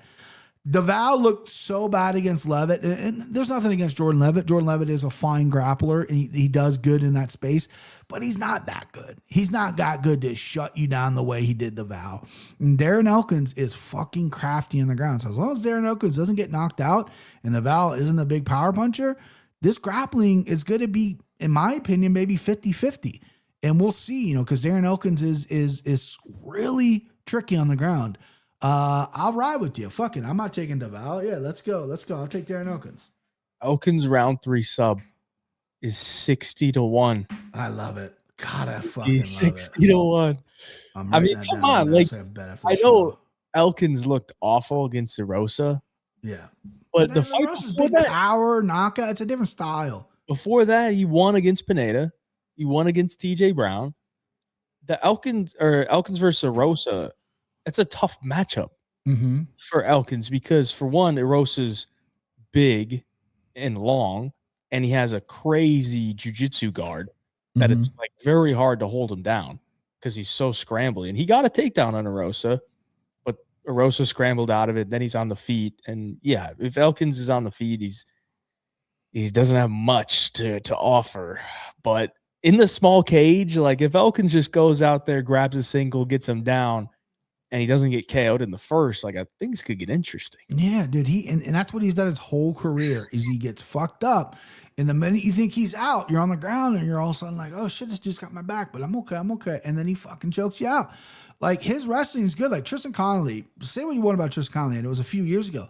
Tristan Connolly's a really good wrestler. He's a solid Canadian wrestler. He out wrestled Michel Pieta, way under, he shouldn't have been fighting giant Pieta, but he did. And Darren Elkins beat him, like out wrestled him, out grappled him, and looked good in that fight. Like Darren Elkins is solid in the grappling, and that's how DeVal wins fights.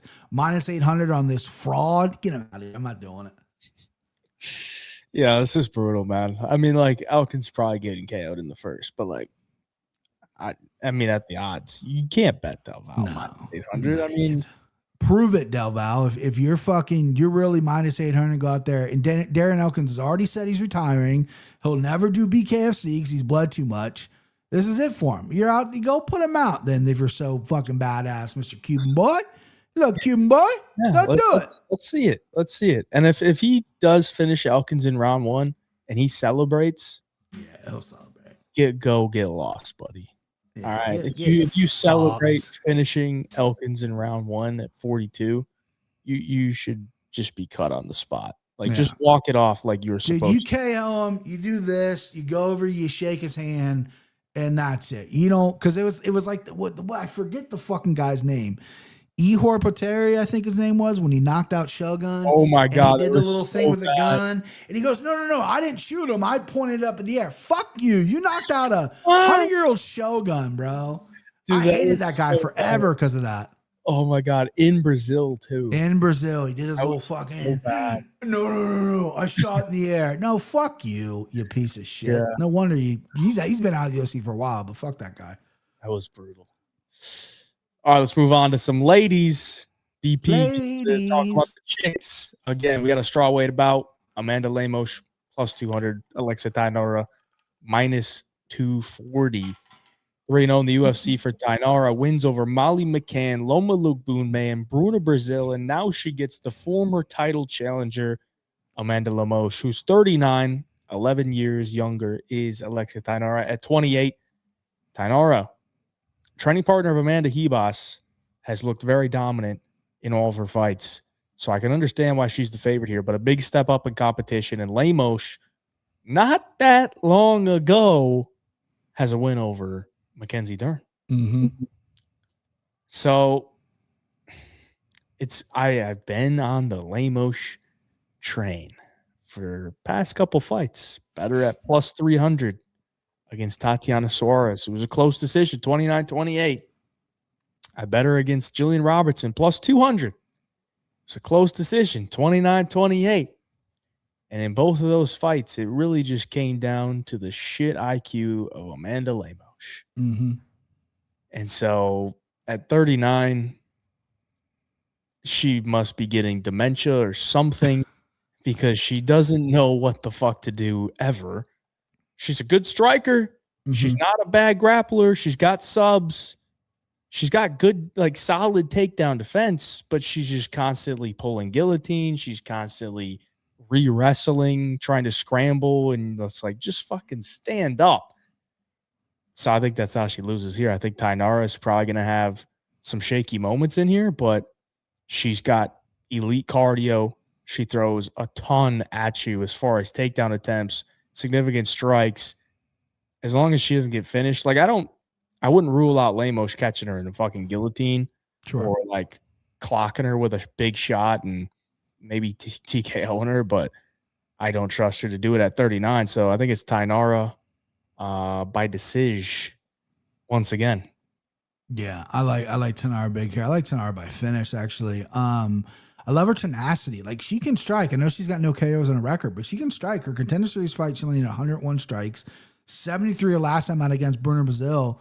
And she's getting better. And obviously her bread and butter is the ground. Like her takedowns are pretty good, but they're tenacious, right? She doesn't give up after just one little try. She'll keep working, doesn't give up, cool, or doesn't get it, cool. We'll strike a little bit. I'm going to go back at you. I think she's going to wear down Lemos. I see Lemos just getting broken there. the high volume, the high pace. She's like, I'm 39. I just got my hair done for this. Like, what the fuck? This girl won't stop. She will just give me a minute. Not gonna happen. I think Tainara's gonna be all over her ass in this fight. I would love a finish. I would love a submission. I would love something kind of like that. That's what I would play. Tainara, but Lemos, her last couple times out against really good people who can get some finishes. Jillian Robertson on the ground, for example, she played it safe and did not get finished. But Tainara by submission is plus 380. I think I'll play that. I like Tainara big here. I think she's a rising star in this division. I think she's incredibly well-rounded. We haven't seen her really kind of face adversity yet. Yes, she's got one loss way back when outside the UFC, but we haven't really seen her kind of in one, right? And I kind of want to see how she reacts when she's in one, right? I think she's going to have enough will and heart power to go through it, like maybe have a round here. But yeah, I know chicks, and I like Tainara big here, minus 240. I actually thought she'd be a lot higher than Lemos because Lemos is a bit older and coming off some losses. Minus 240, I think is a good number. So yeah, I like Tainara. I like Tainara big, baby. Yeah, she's nasty, man. She just makes you miserable the whole fight. Yeah. And I feel like a 39-year-old Lemos is just not going to be game for a miserable fight. So she's like, can you just time it? Give me a break. It's too much. She'll probably be pulling guillotine when Tainara is not even shooting a takedown. Just to be on her back and be like, let me play guard for a little bit. Yeah, I can't be on the field. Just pull guard from the Let me play. Round 2, she's getting beaten up in round 1. She just falls to her back and says, "Come on, let's play guard for a little bit. Yeah, let's see what you got in the guard." Moving on, we got a welterweight bout. Ty Miller minus 385 taking on Billy Ray Goff, who sits at plus 306. Billy Ray Goff is 1-2 in the UFC, not 2-1.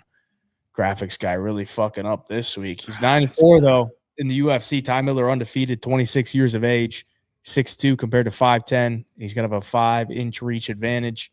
He's coming in here as a hefty favorite. Ty Miller was once a BigJive picks blocker, but we got it figured out. Okay, good. Apparently, he didn't know why he had blocked me at one point. But sure, Ty. Good excuse there, bro.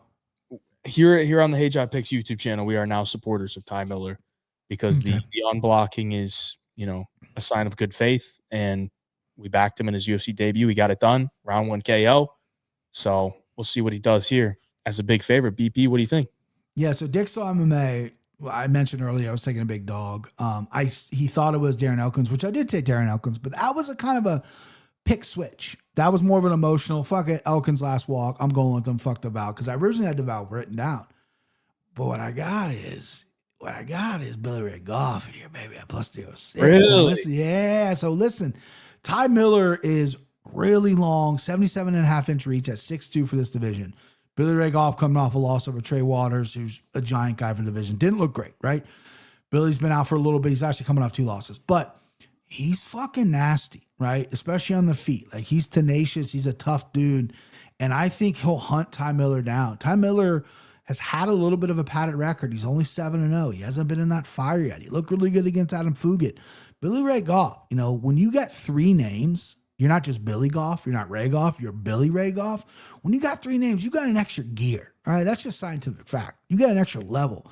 And this dude's tough. He's durable. Like, he's not the most shiny fight in the world. He's not the most cleanest fight in the world, but he's fucking tenacious. And with this big number at plus 206, I can see him hurting Ty to the body, really kind of putting it on him, and just maybe like kind of Nate Landwehr-ing it, baby. Nate Landwehr just actually got booked against Rat Garbage, Mandel Nalla, which could be interesting. But Nate DeTrain, he reminds me of Nate DeTrain a little bit, just volume and tenacity and just never giving up and then breaking you eventually. Not the most skilled guy in the world, just a tough dude. And Ty Miller, only 7-0. I know he's got some upside to him. People like him. He, trains at a good camp in Albuquerque. But yeah, give me Billy Ray Goff at this huge dog money. Billy Ray Goff, baby. I love saying his name, baby. I just think he gets it done. And I think it's like round 2, round 3 KO. Which when you chase those numbers, I'm sure they're fucking gorgeous because of the line we got set right here. So Billy Ray Goff, KO round 2, 1,800, 18-1. Billy Ray Goff, KO round 3, 25-1, 2,500. So yeah, I'm taking shots, babe. I'm taking shots. You know what I mean? Timbo, Christian, you've already seen my sicko. I'm taking shots this week. So fuck it. I'm taking shots. I think that's fair. I mean, I do think the line's a bit wide. Like Miller's pretty one-dimensional with his boxing. I do think he's the more like clean technical boxer with the longer reach, and he's more built for economically sustaining his pace over 15 minutes. But like Goff to me is just kind of like a dog. Like he's gonna go in there and make it ugly. In the small cage, I think he has a much better chance to make it ugly. Yeah. With his pressure, he throws a lot at you. So yeah, I mean, I don't hate the dog shot on Goff. I think it is a tough ask. Yeah, because I don't really see him KOing Ty. It could just getting wore down, babe. It could happen because he's only 7-0, so it's not like you can look back on tape and exactly. He's young. He's young in the game, and I mean, I definitely get the dog shot. I think it's probably a Miller, like. Maybe Miller just sparks him early, but Miller could end this early. I mean, Miller's a talented guy. If you're going to catch him early, young in his career, this is the time to catch him. This is a rough and tumble guy like Billy Ray Goff. I mean, forget it, man. I don't really see Ty Miller as like some nasty KO artist though. No. Like I kind of feel like it could be a decision. Like he's got some good clinches, but he's not like a fucking one punch. Yeah, seems home. It seems high for Ty. I expected it to be closer to like minus 220. Yeah, 25. It is high. It is high. I agree. Tom Brady in his podcast said Ty can grapple. He fought one of Sean's boys in the regional scene. Well, he hasn't subbed anybody. His takedown defense is also not very good. But he does get up pretty quick. And I don't really see Goff as like a good grappler. I mean, Brahim, I got him with the guillotine in his last fight. And I'm pissed I didn't fucking bet that because I bet Trey Waters by sub at like 6-1 on Goff. And he had a couple attempts. And of course, I didn't bet Brahim by sub. But maybe that's a little sneaky play. Miller by sub. What is that? He's a big, tall, long dude. I mean, improving grappling. Goff does stick his head in some bullshit a lot. Yeah. And those long arms. I mean, those long arm guys. Miller by sub 20-1. Wow. That's nice. Wow. 20-1. Not saying he'll get the submission, but that he's not as one-dimensional as well. I'm just saying he's not going to like go out there and grapple people himself. Yeah. Ty Miller on DraftKings is 14-1 by submission. Other books might have him 21, but staring at DraftKings 14-1. Hey, but Jack, he's 20-1. I bet that. Have you betting Terry Waters PF this week? Probably, dude. Looked at his matchup. I think by the way, we didn't talk about PFL because that's not what we do here, but Usman looked fucking great. He looked fucking great. Dakota, I mean, she fought a 9-5 girl, so bro, fuck that bitch. You want her to finish, and then she's very upset that they booed her. But you fought a 9-5 setup fight, right? Like you should have finished. And then, but Usman, I mean, and then I know Jake Paul went in there and kind of ruined things or whatever. I don't know why he was even on the mic. Just let Usman have his moment. But hopefully Usman signs with the UFC. I think he's an exciting guy. I don't think he wants to deal with the Jake Paul PFL. Unless MVP and PFL roll out like a big amount of money. Feed your family, do what you got to do. But yeah, you'll never be considered best in the world. I feel like Khabib and those boys, they know we're going to take a little bit of a pay cut, but we're going to be the fucking best in the world over here. And now that Islam's at 170, 155 is wide open for Usman. I don't think they need money. Yeah, I think they're okay. Yeah, you're right. Well, Usman just talked about how Umar, who hasn't really been in the UFC all that long, he's fought for the title and everything, but he's already retired their parents with his money that he. You don't need that much money in Dagestan, bro. That's a good point. That's a good point. Yeah, it's a good point. They live in the mountains, bro. That's a good point. Yeah, that's a good point. You don't need a lot of money, but yeah, that's good. Take care of your parents with some of your cash. Now this fucking thing that we're gonna call a co-main event next. Here we go. Co-main event. We got a lightweight bout. Billy Quarantillo comes in at plus 149, taking on Diego Ferreira minus 170. Diego 10-7 in the UFC, 41 years of age, 1 year older than BP. And Billy Q, 3 years younger than BP at 37. Billy Q, I thought he retired, honestly, after did his too. last fight against Cub Swanson, but apparently he didn't. But he's coming off a knee injury. I believe he tore his meniscus and had to get it fully, surgically repaired. So that's Ouch. why he's been out. Diego Ferreira, though, at 41, coming off the KO, lost to Alexander Hernandez last September. He hasn't looked awful, but he is on a 2-fight losing streak to Grant Dawson and Alexander Hernandez. Billy Q now on a 2-fight losing streak as well after getting KO'd by Cub Swanson back in December of 2024. So about a year and 8 months off for Billy Q. And I don't really think we're getting a great version of him to begin with. So Billy Q might be washed. Diego Ferreira might be washed. Which washed guy are you taking here, BP? Yeah, this I told Hayden pre-show, this co-main event's just an absolute joke. I'm not one of those shit on the UFC cards like a lot of people are, but this being co-main is crazy. I mean, Billy Q, he's cooked. I mean, listen, I thought he retired as well. He's injured, he's coming back, but the only thing he had going for him was like the volume and the pressure. Once you get through that, there's not much there. I mean, he couldn't knock out Damon Jackson. He landed 100 strikes, couldn't knock out Damon fucking Jackson, right? Diego Ferreira, this guy's losing to decent competition. He's got power in his hands. You go back to that Mountus Rambecki fight. He looked phenomenal, right? His grappling's pretty good. He got stifled by Grant Dawson, who's an incredible grappler, didn't get finished. And then you get finished your last time out. But this is a guy who has power, who has submission and capability, who has a good ground game. The only issue is he's 41 and he hasn't looked good his last 2 out. Billy Q is going to march forward. He's going to get clipped by Diego. Diego's going to take a neck or something home. That's how I see this fight going. It's been in my head. I've been dreaming about it.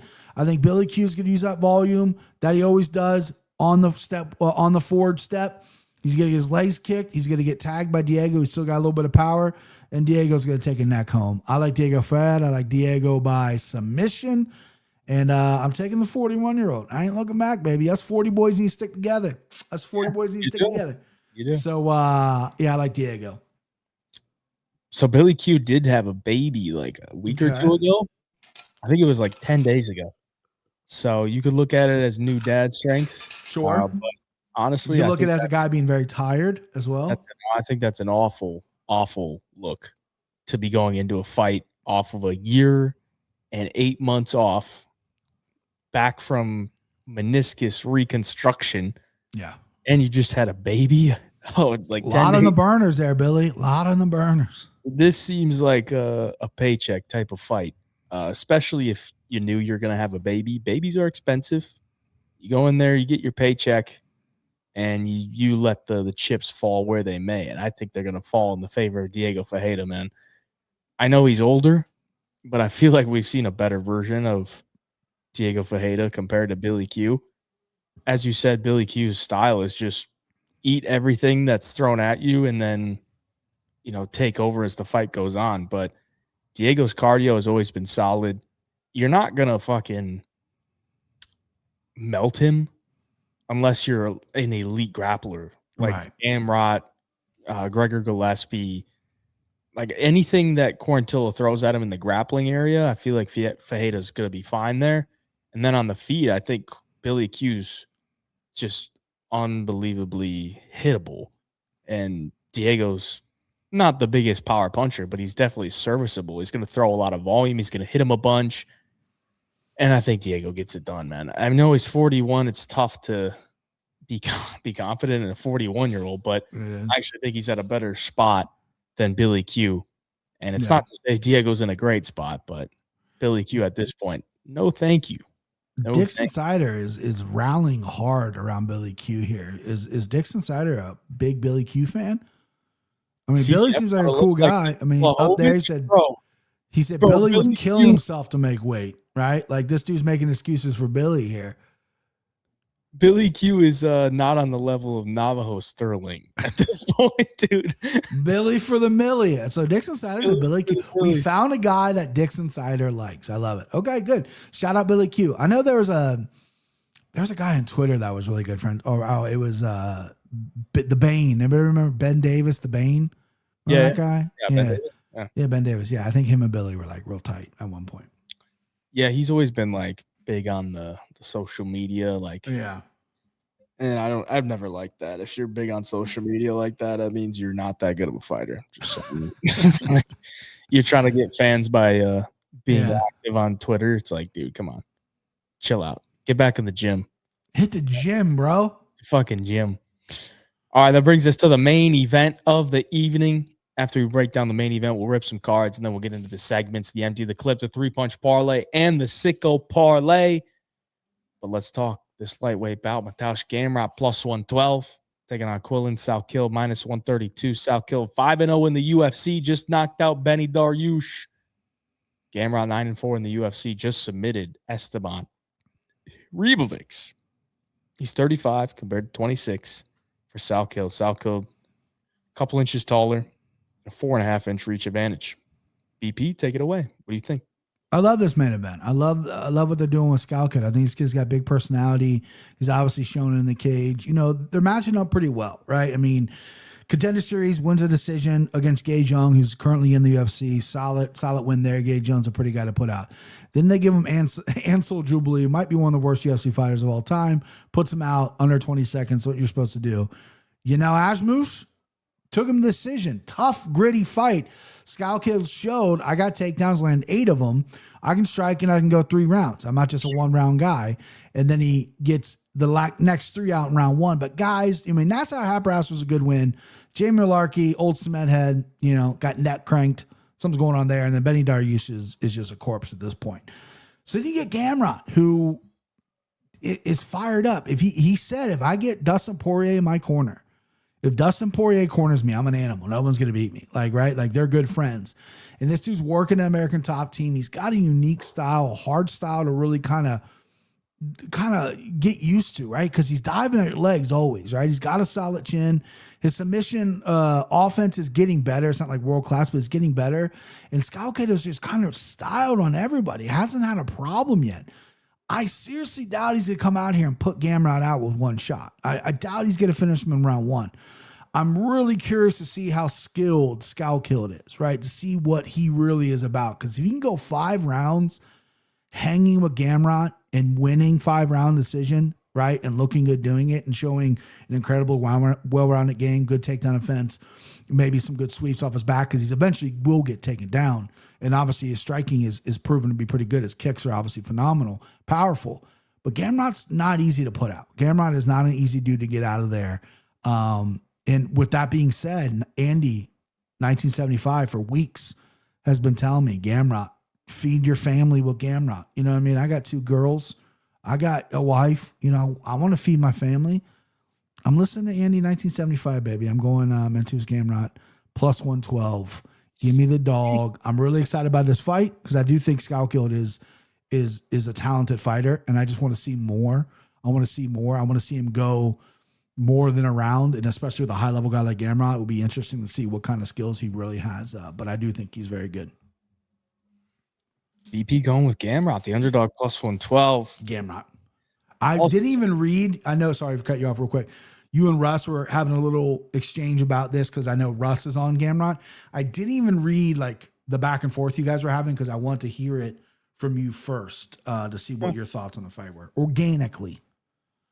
Should I bring up the text? I mean, if you want. Yeah, I didn't. Like I said, I didn't read them.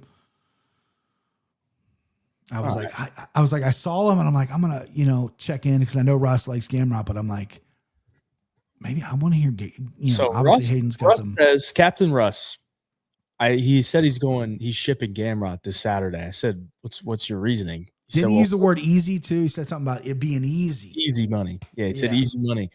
He said, well, first of all, Quillen has never beaten anyone. Head kick on hack brass. Okay, fine. But also could be considered a luck shot anywhere near as good as who Gamrot has beaten. He's never fought a high-level pressure wrestler. Gamrot is absurdly underrated. Quillen is probably overrated. One of these perfect storms where fans bet on the very popular fighter, moved the odds in favor of bettors riding the opponent, in parentheses, McGregor effect. Do you not agree? I said, see where you're coming from, but I don't think Salkilld is that big of a fan favorite to drive a ton of line movement. He opened minus 110. He's currently minus 132. I've never been good at Gamrot fights, but it's tough for me to believe Gamrot just wet blankets him. Salkild's a good grappler, and better striker. Lightweight is just tough to get past these vets. So I could see why the Gamrot plus money is enticing.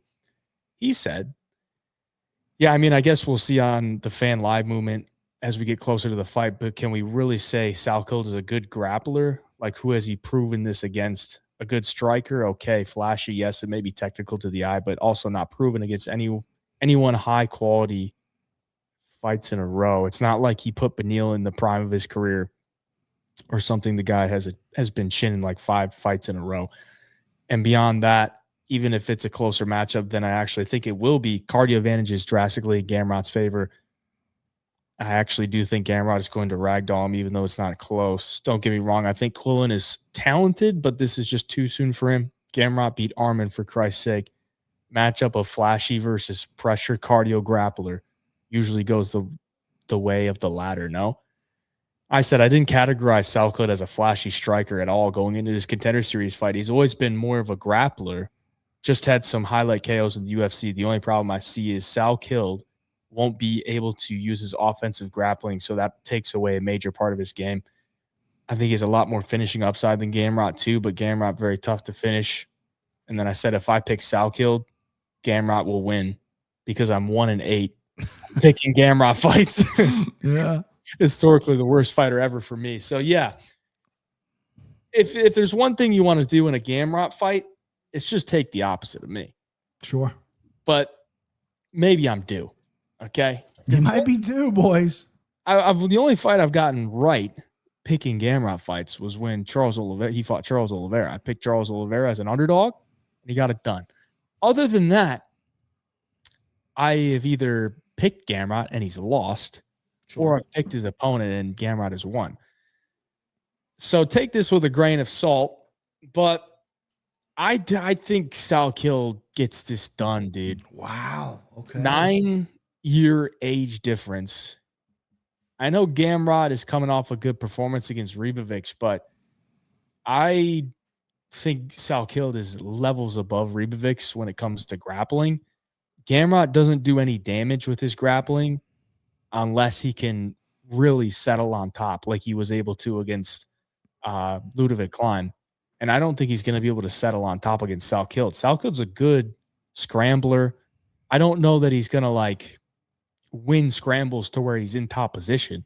I just think he's going to use the scrambling skills to get back up to the feet where he's much bigger. He's the much more dangerous striker. And I think his grappling is fine. Like, I don't see Gamrot just went blanketing him. Yeah. It's hard for me to imagine.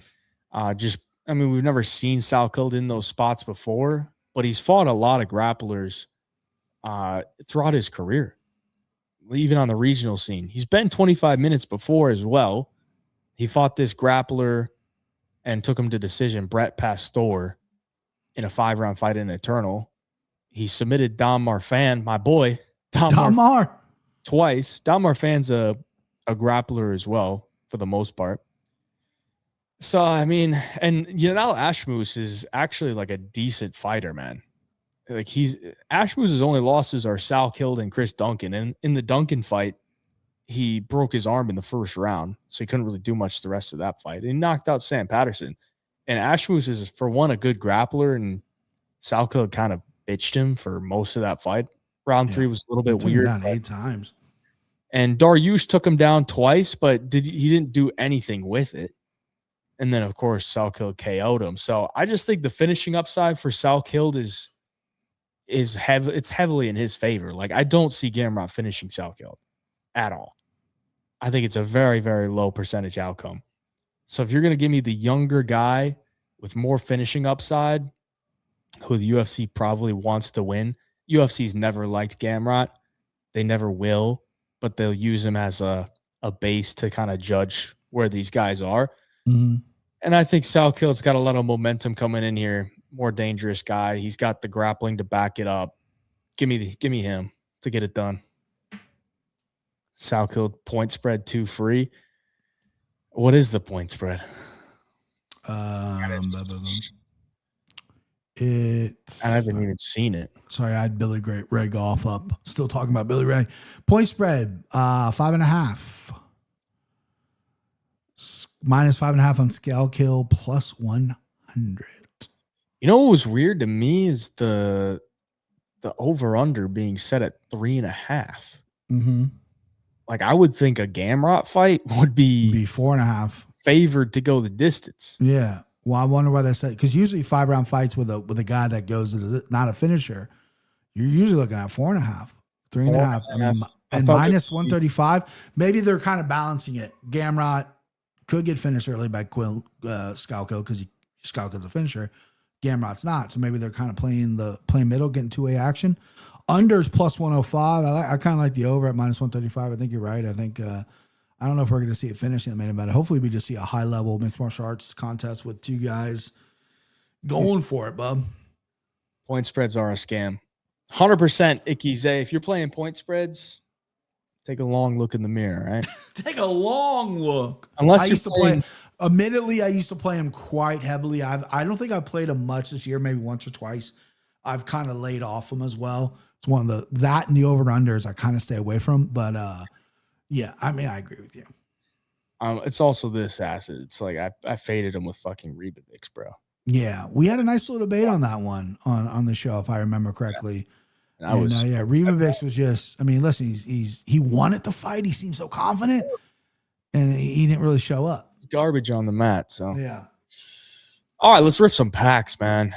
Rip them. Rip some packs. Homo Fight REPACKZ, homofightcards.com. We're going with the 150 elite pack. Let's rip some fucking cards. Let's get some big hitters here. I'm feeling a big hitter tonight.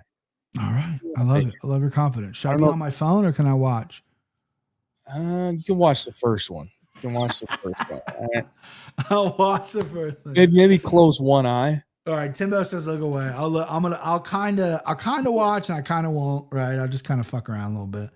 I'll do like what kids do in school. Speak for yourself. Tafik plus 3.5 was free.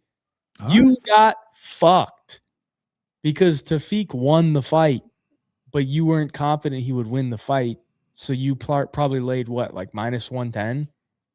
You could have got plus 200, plus 220 on him to win the fight. Point spreads are fucking stupid. All right. Unless you're playing a minus spread. Because if you think they're going to dominate as a favorite, you get a better price. The problem with plus spreads is you're paying a worse price for a guy to possibly win one round on the scorecards. That's the only difference. There's no real upside to it.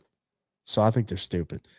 Here we go. Elite MMA pack, homofightcards.com. BP's not looking because he is the mush of all mushes. Yeah. And let's rip a big boy. Darren Till. That's a shit card. I like Darren Till though. Yeah, but that's a shit value. It's not a great card, but I like D Till. That is buns, BP. He had a 3-minute stare down with Yoel Romero. That is absolute buns. Gamrot incoming. Oh, God. If I get a Gamrot, I'm selling it back quicker than I sold Darren Till. If you got Gamrot, you gotta fucking switch, bub. Switch picks. Tafik was such a good call. I was so biased because he cheats. I refused to lay it down. You got to bet on cheaters, man. You got to bet on cheaters. They always win. In this game, Cyril Gane, John Jones, Tafik Musayev. Cheaters win. Cheaters win, baby. Cheaters win. All right, I'm looking up. Number 2. Marvin Vittori. Not a bad card value-wise. That's probably my least favorite fighter in the entire world. That's my big bro, Big Marv. He's fucking. You know what? They should make a card where he had his shorts on backwards. Backwards, yeah. Yeah, I'm selling that back. Yeah, sell it back. We'll take the money and we can reinvest. Big Marv. When is he coming back? Does he have a fight booked? Hopefully never. Hopefully gone. No, I don't know if he's got a fight book. He used to fight so often. Now I guess he's comfortable money-wise, or maybe he's got like a chick actually, so he takes some time off. He's only 32, which is crazy. He's on a 4-fight losing streak. Yeah, he fought in December last. All right, pack number 3. Here we go. Not really looking. Kind of looking. Not looking. Looking. Not looking. Play by play. Looking. I'm now full on looking now. Bam, bam. Tied to Ivasa, baby. Don't you have a tie card? Is that the card you have? No, I have one. I thought you had that one. Form. Should I add it to the collection? I mean, if you want, bro. It's in the stack over there somewhere. I mean, he'll never get cut from the UFC, it looks like. I mean, I don't think I can keep that. Nah. I think we sell it and we go again. Sell it and go again. Sell it and go again. Tim Mitchell says, do you have a promo code to sign up? He's itching to rip some cards. I think BigJive 10 gets you like 10% off your first pack or something. BigJive 10, baby. BigJive 10. We're ripping another. Can't end on a bam bam. Can't end on a bam bam. Thank you, ma'am. One of my favorite fighters, though, back in the day.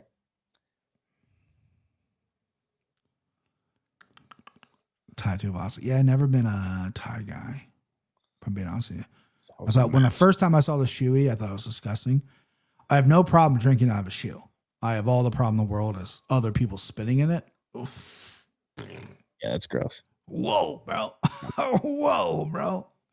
I remember some dude like douse hot sauce in the shoe when he shoot it, and he fucking was like, whoa. There we go. Oh, that's a big hitter. Shit, that's a big hitter, bro. 2010. Leaf MMA auto. John Golly. I broke the mush because I was watching the whole time. $480 card. That's a sick card, too. Why does he kind of look like a mini Francis Ngannou? No, I was thinking he kind of looks like his body almost looks like a Mike Tyson-y a little bit. Like either way, it's a dope card. It's from 2010. Yeah. That's vintage, bro.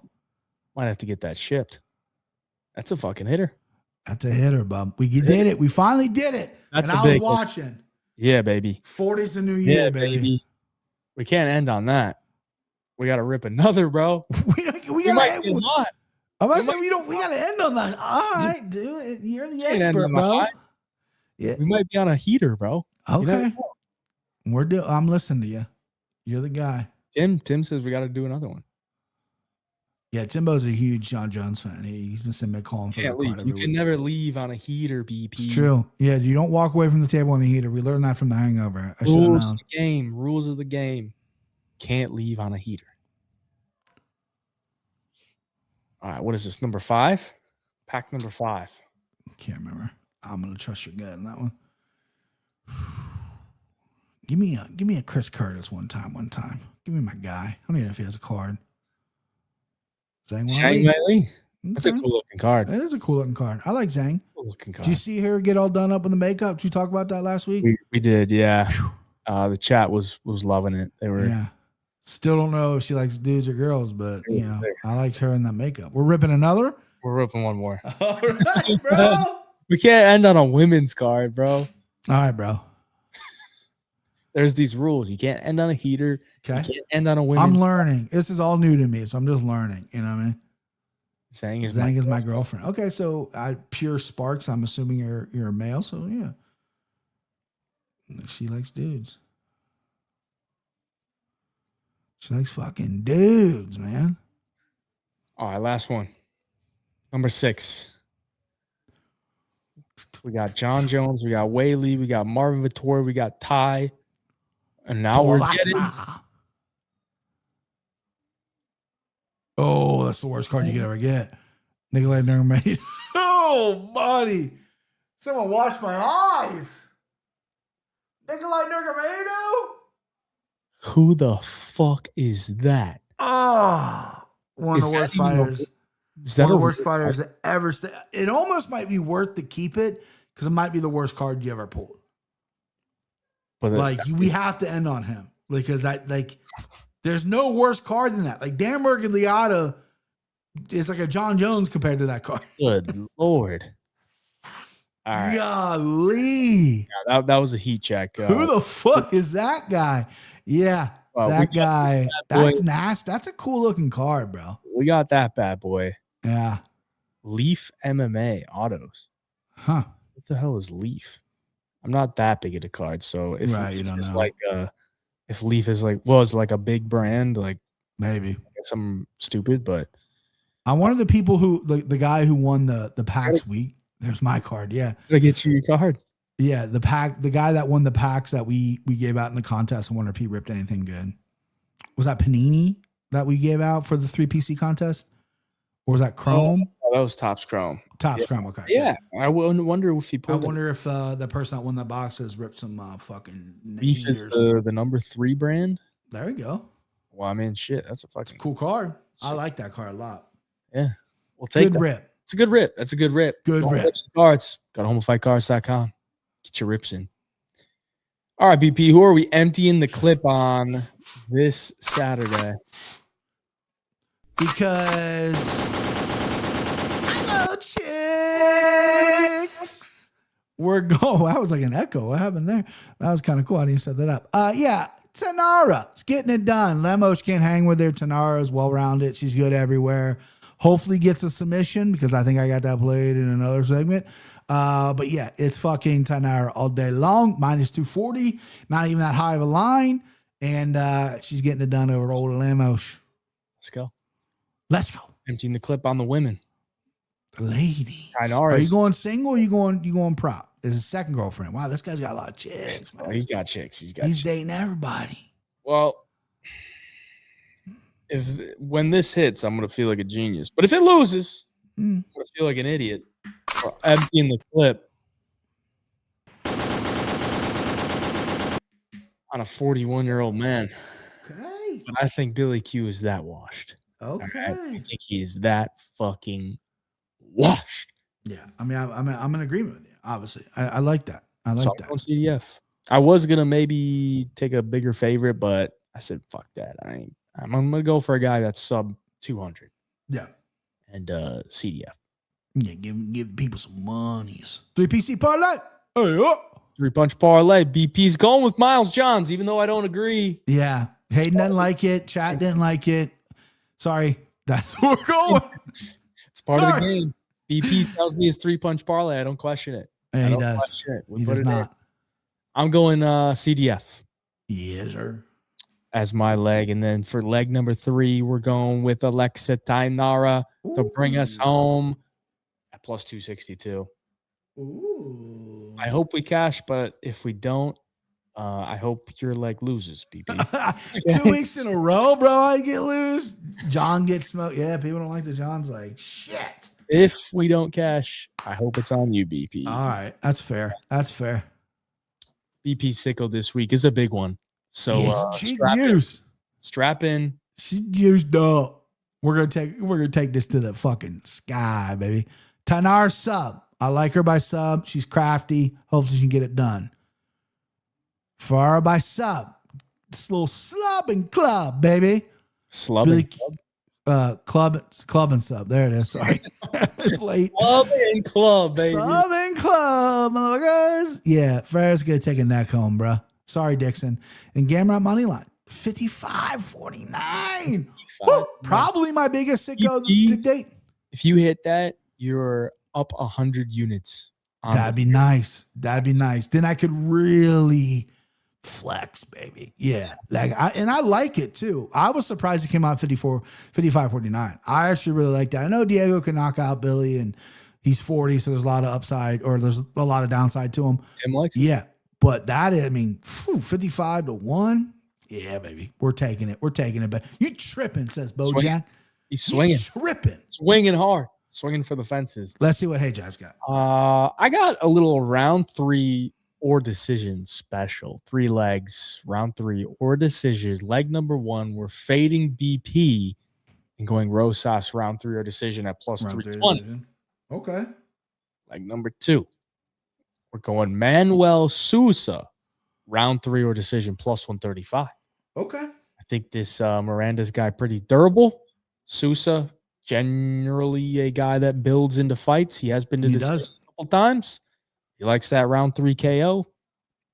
we get the round 3, or if he makes it to decision, we get it there at plus 135. And to bring us home. Wrap it up, Ben. What is it? Exit Tainar, round 3 decision, plus 1706. Not nearly as big as BP, but we're just looking for winners, bub. I think it's a solid line. That's solid. 1706, 1736. Yeah, I like that spot too. I mean, obviously, I'm not bullish on Johns. I gave him out. Card's kind of thin. I do think he'll win, but I mean, listen, Rojas could easily win that fight. He's plus money. It's a great line. Souza, I'm on Souza. Round 3 KO or decision. Love that. Morena's tough, and then I'm all over Tainar. I think Tainar is the real deal here. So yeah, I love your parlay this week, bro. Even though obviously I'm on Johns and whatever, but either way, it's great. Let's cash them, boys. That's going to do it for the show. Appreciate y'all for being here with us tonight. Once again, happy belated birthday to BP. Thank you, boys. Thank you, everybody, for the wishes. Thank you. Shout out to everyone in the chat tonight. Shout out to the people watching and listening after the fact. We appreciate you for tuning in, even if you can't make it to the live show. But the chat, as always, was amazing. And next week, we got a big card. UFC 330. 330 number card. Yeah. Islam versus the vegan, baby. The vegan. The PETA boy. PETA. He's going to go in there and fulfill the prophecy that I laid out at the beginning of the year. He was my pick to be the welterweight champion. So we'll see if he can do it. But great. Yeah, go ahead. I'm not feeling great that it's still Islam. I had a feeling Islam might retire, but that did not happen. So Ian Gary, fulfill the prophecy for us. Get it done. Don't like you as a human, but you're a hell of a fighter. So we'll talk about that fight next week on the BigJive MMA Show, 7:30 p.m. Eastern. We'll see you there next week. Appreciate y'all. Till next time, BigJive MMA Show.